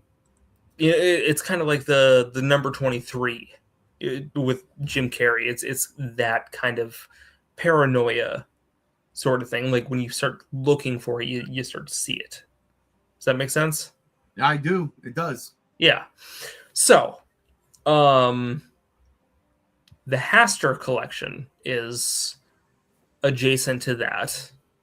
Includes a lot of short stories from Chambers, a couple from Lovecraft, because Lovecraft loved to borrow from other people and bring in, and he name drops the King in Yellow in a couple short stories. And so this is all about that, because like as the myth, because the like weird fiction like Lovecraft, Chambers, Derleth, Cthulhu kind of shit, like that all evolves, right? Like no author has authority over the character, so a new writer will come in and kind of put their own spin on it, and it'll just develop. You know what I mean? Yeah. So this is kind of and so the King Yellow has developed into his, I guess, alter ego or like other name or like true name of Hastur, which was taken from an even older author than Robert W. Chambers, from like the 1870s, I think. So they've all been kind of like coalescing, like tumbleweeding into these short stories, and that other authors have taken their own spins on it, and it's all collected into this one volume, which is I think under the label Chaosium. But I love this shit. All the lower side. Sorry to get off on such a side. No, not at all. I love this shit. I love cosmic horror. I fucking got that is my bread and butter of my favorite shit to read. Because some of it, like when it hits, it fucking hits. It is, some of it is genuinely really, really spooky to me. There has been things that I've, like cosmic horror stories that I've read that have genuinely made me lose sleep. Shit. And all of this kind of comes back to Lovecraft and Hastur and the King in Yellow. Like the King of Yellow is like the most enigmatic character or monster figure or however you want to put it to me. That's the one that I keep coming back to. That's the one that I always keep looking for new and original stories for. That one just hits hard for me. I like I said a minute ago, I'm very unnerved by the concept of like you look at something forbidden and then that forbidden thing looks back at you and your life is irrevocably changed. Mhm.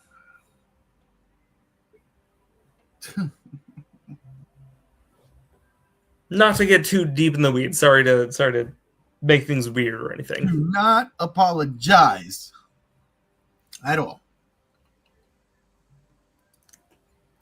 But if you like that stuff, if you like short stories, check it out because there's a lot of really, really cool shit.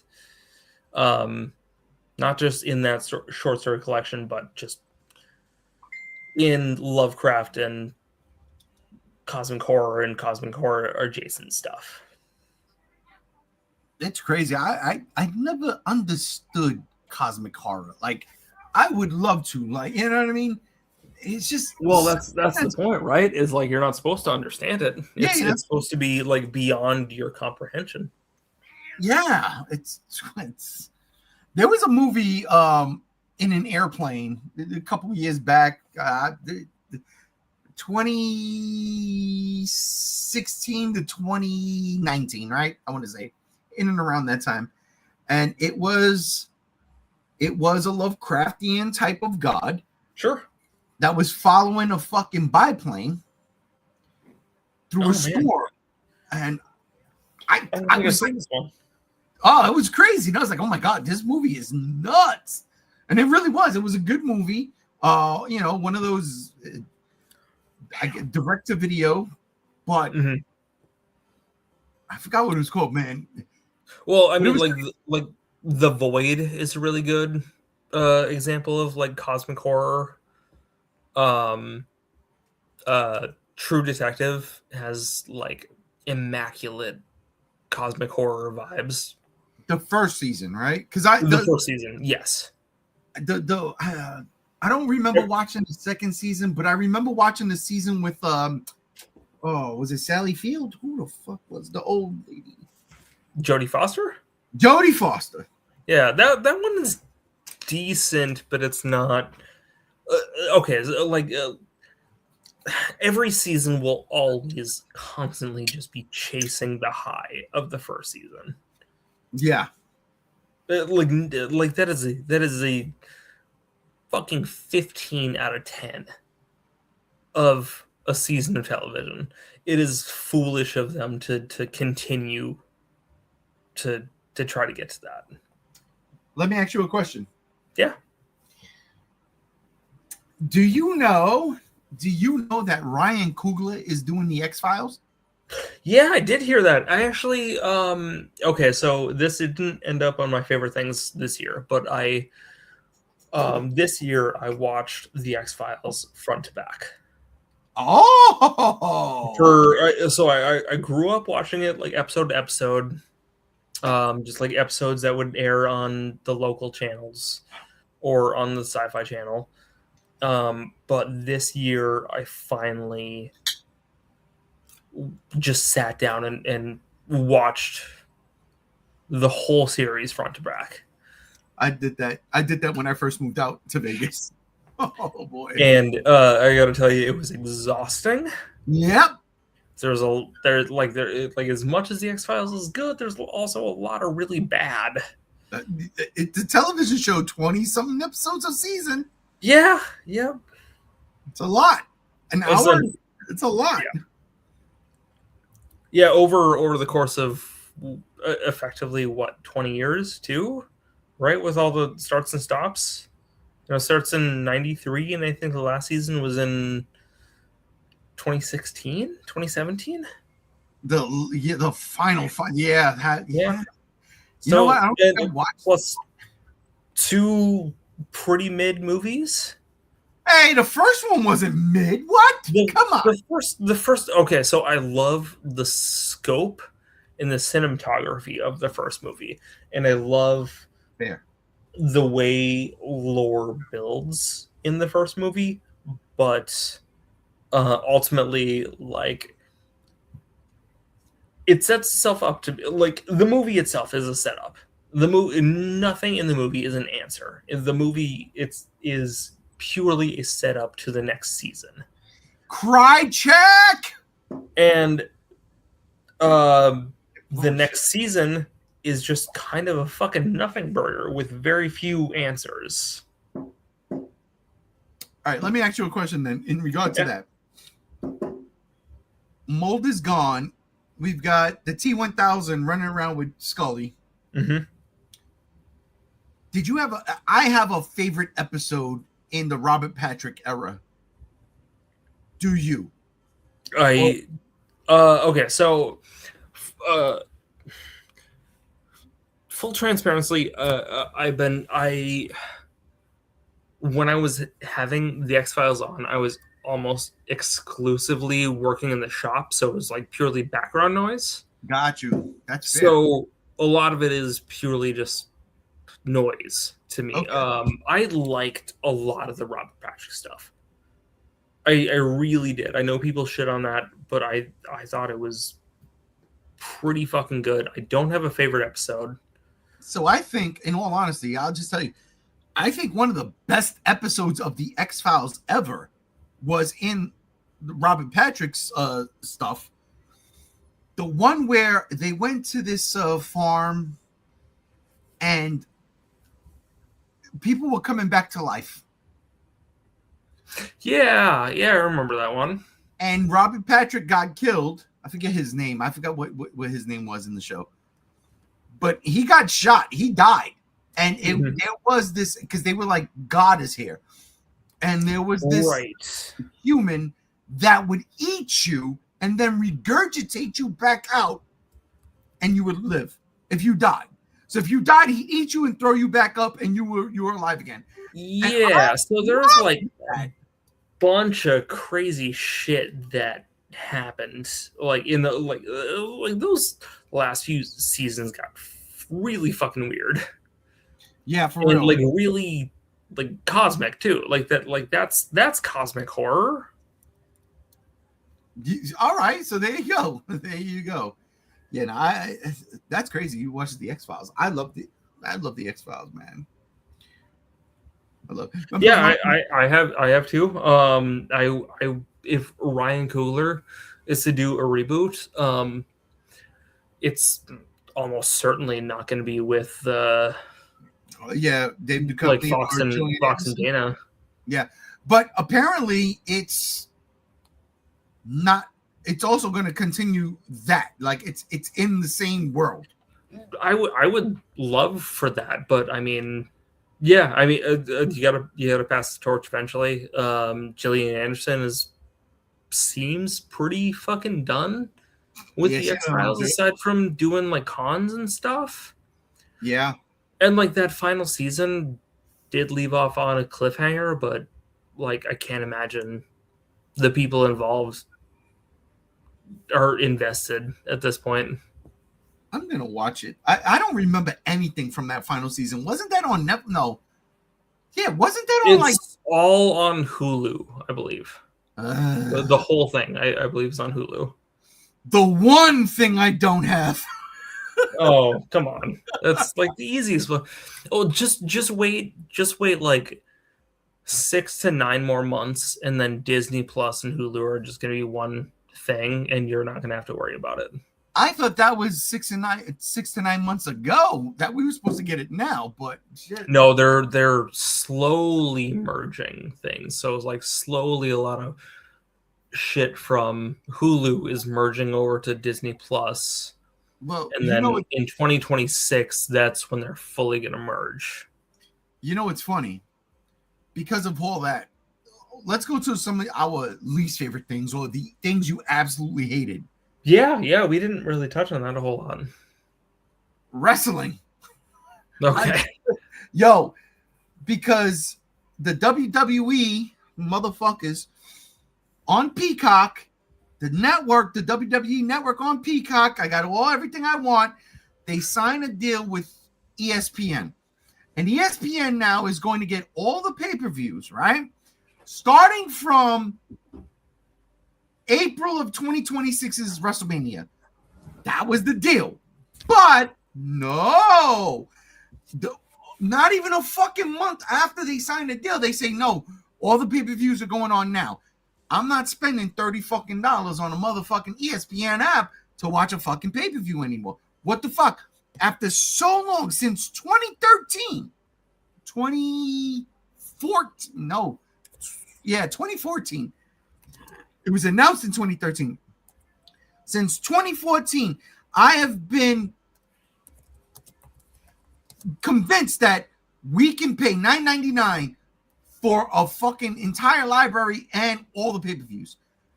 Peacock comes around, they buy it. Okay, I'll pay $13. Let's rock, let's roll with the $13. Absolutely. Mm-hmm. So, but now ESPN comes through and they're like, yeah, we're gonna charge you $30 a pay-per-view. No, go fuck yourself. That's just crazy. And that's why, you know, the Hulu situation thing I thought was happening sooner rather than later. But now oh God. I'm very sorry to break the news to you. Look, all I'm saying is if Hulu folds into Disney Plus, they already got my money. Disney Plus already charged me an extra $30. So if Hulu does fold in and Hulu becomes no more, then good. I can watch the X-Files on Disney Plus. Like buddy, I pay for premium Hulu. I pay for like multiple people's fucking accounts. I don't have any of the add-ons, but like I'm paying for like ad-free Hulu and stuff. My roommate has Disney Plus, and if we can consolidate that shit and somebody's paying $13-15 less a month, that's golden. If we can just like kind of fold that into one, like fuck yeah. But here's the deal. Hulu, and I think Disney, I haven't done it with Disney, but definitely Hulu. You can't share with Hulu anymore. No. Okay, so it's like hit or miss, right? Because like whenever I go over to my girlfriend's place, sometimes Hulu works. Sometimes we can just like pull up Hulu on her TV. Other times I have to like give a little code, and then there was about a month where they said you're away from home too long. You can't use Hulu on this TV, and then you know a couple weeks after that it was fine again. So they don't have their shit figured out with that. It's very strange. It's not something I understand of like how they delineate that or like when's like what's the cutoff of being like away from home too long, right? Because like a lot of people travel for their jobs. Probably a lot of people have Hulu. Oh, wait. Want to watch like fucking Wife Swap or Catfish or fucking whatever in their hotel room, and like if they've been on the road for 5 weeks, you're going to tell them they can't access their streaming service. Like that's pretty fucked up. You know what I mean? So all right, I'm confused because I had 3 people give me their Hulu passwords and accounts so I could watch Predator: Killer of Killers. Okay. None of that shit worked. That was what, February? Yeah, man. I don't know. I couldn't tell you, as like I've been a Hulu user for like 10 years now. So I can't offer a whole lot of experience on the other end of it, you know. I know some of my friends have been like fucked by it, and they've had to like bypass it by being like trying to watch shit on their PC. No, I can like, see that. Maybe try that. But like it's super hit or miss, like because whenever I go over to my girlfriend's, we're on her TV. We're streaming from her TV, so and we've only encountered problems a few times. It's fucking weird. Like I do not understand it. Yeah, I don't either, man. I don't either. But listen, brother, not for nothing. This was a good time. I think It's a great time. I think if you want, I think it's time to sign off. Yeah, it's about that time. Yeah, my speaking of girlfriends, she's coming over in like 20-ish minutes, 30-ish minutes. So Listen, I hope you have a great fucking new year. you too, buddy. Absolutely. And honestly, 2026, I wish nothing but the best for you. And I hope that every now and then you can pop up on a, your podcast. Yeah. As real quick, I know, we'll get to it. Stevie, because Sinners was its own thing. It wasn't a remake, reboot, or sequel. You ain't lying, Stevie. And dude, absolute Batman fucking fire. True story. It's not even. And fucking Netflix is $30 a month and can't share. What the fuck is it? Oh my god, I gotta check my billing because I don't remember being that much. Yeah, I gotta look at my bills, man. I got a credit card exclusive for streaming services. And last but not least, you guys helped me pass my work day. Thank you. Stevie, hey, thanks for hanging out with us. Love you, really man. Appreciate it. Stevie, get Joey on the horn. Let's do Gears of War tonight. Let's go. Shoot me a friend request or whatever if you want to talk about miniatures or share techniques or whatever. Would love to have a back and forth or learn more. Is it all right if I give Stevie your information? Yeah, yeah, absolutely. I mean, like, don't feel compelled to hit me up if you don't want to, but would love to chat with you. Otherwise, yeah, so cool with me. I bet. So I'll definitely link you two together so y'all could talk, because y'all into the same stuff, and I really respect that, and I really love that. And again, Matt, bro, what is this? We're going into 2026, right? This is 12 years. God, well, at the end of this year will be 10 fucking years, dude. 10 years of what? We started in 2014. No, we started with BVS. Oh shit! Wait a minute, you might be right. Oh, I swear to God, I thought it was 2014. I swear to God, we might have been talking since 2014. That's very possible. But the first like G show, the first like G cast, like that's 2016. That's 2015. 2015. Star Wars. What? Star Wars. Did we start with Star Wars? Star Wars.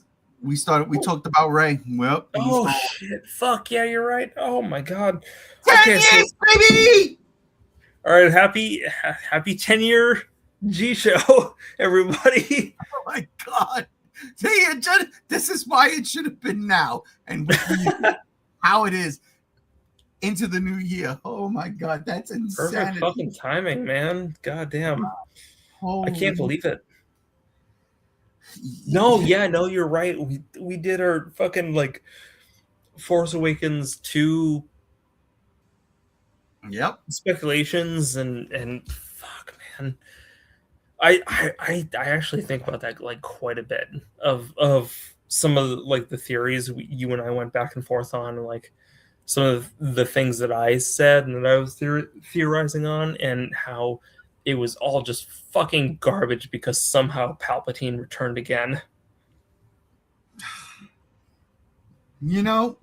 Every new year, you should watch Star Wars. Just go back, watch Star Wars. Watch your favorite ones, right? For me, no, I do. I want you to know that the OG trilogy, and then it eventually leads into the prequels and Force Awakens, I always watch over the holiday season.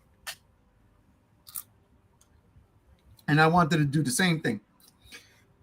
And I can still do that. But I gotta watch Stranger Things. Fuck. You poor baby. Tell me about it. But listen, ladies and gentlemen, that'll do it for this gentleman's conversation with the G Show.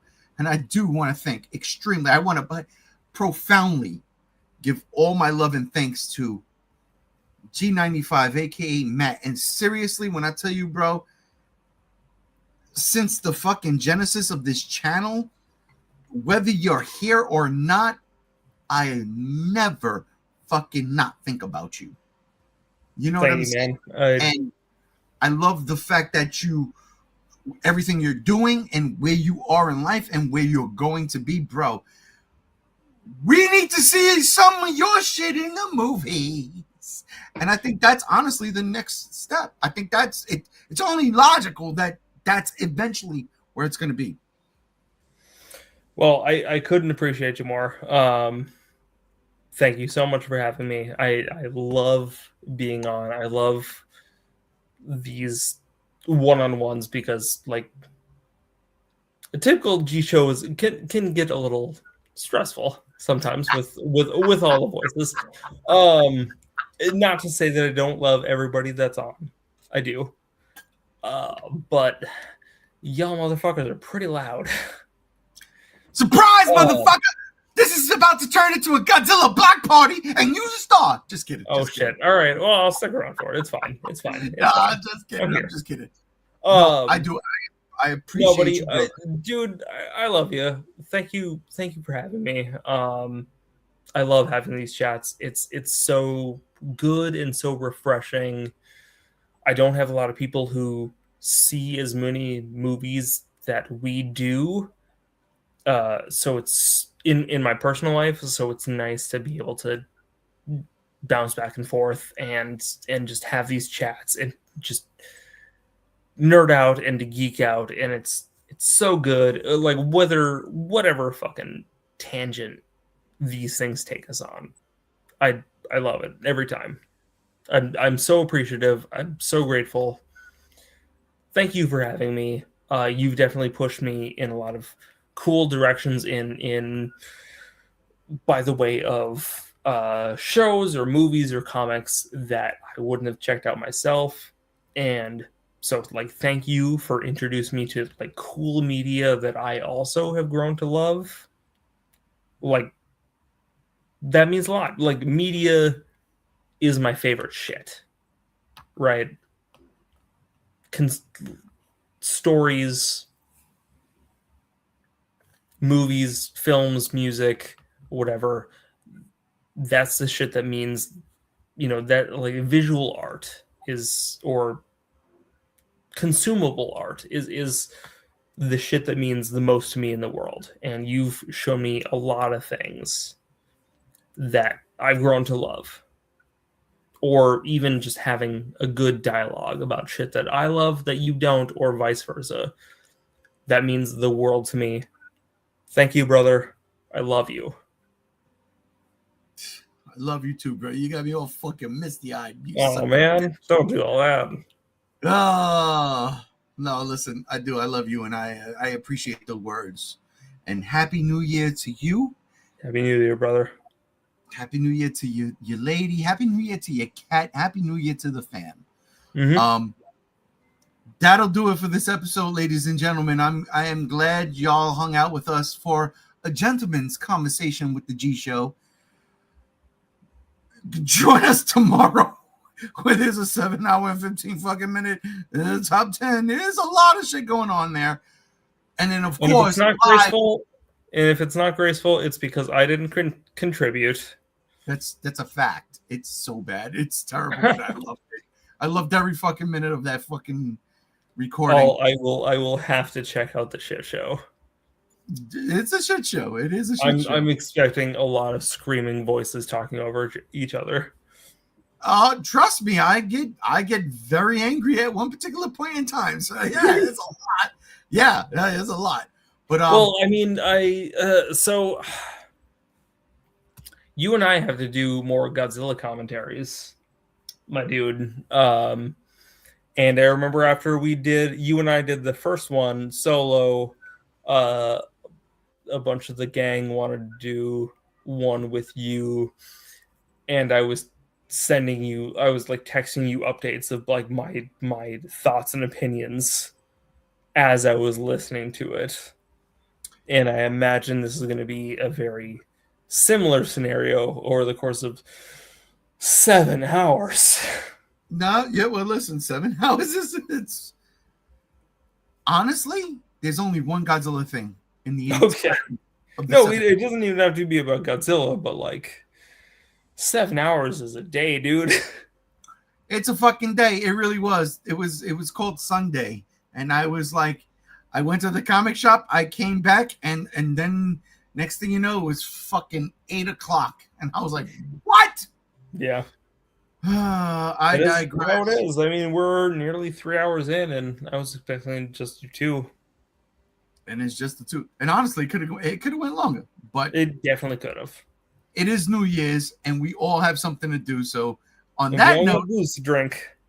if we booze 6, I'm 12 in, bro. It's over. Well, you got more to drink. There's you got time. You're I 2 hours behind me. You got time to catch up. I got Godzilla sake in the fridge. That's a fact. That's a true story. Hell yeah. So there's that. But all right, my brother, I appreciate you and I love you so much. Right. Seriously. Love you too. And I want to thank you again for starting this shit with me, this whole channel. Thank you. And thank you for joining me for the first Gentleman's Conversation with the G Show. Of course. Yeah, I would love to do more of these. Thank you for having me. Thank you for always having me and always being so inviting, even if my antisocial ass can't do it all the time. That's never anything against you. It's either just scheduling or me being antisocial. But I love you. I love this. This has been tremendous fun. Sublime fun. I've had such a good time with you, catching up with you, talking shit with you. It's been great. He has no idea, but 2026, I'm going to wrangle him in every Sunday. I don't care if he's working or not. I'm going to get him. He's in trouble. But that'll do it this. But that'll do it for this Gentleman's Conversation with the G Show. Ladies and gentlemen, I wish all of you a very, very happy New Year. And we'll see you live on Friday for the Geek Out. On behalf of G95, a.k.a. my brother Matt, I am G1, and we are out of here. Peace.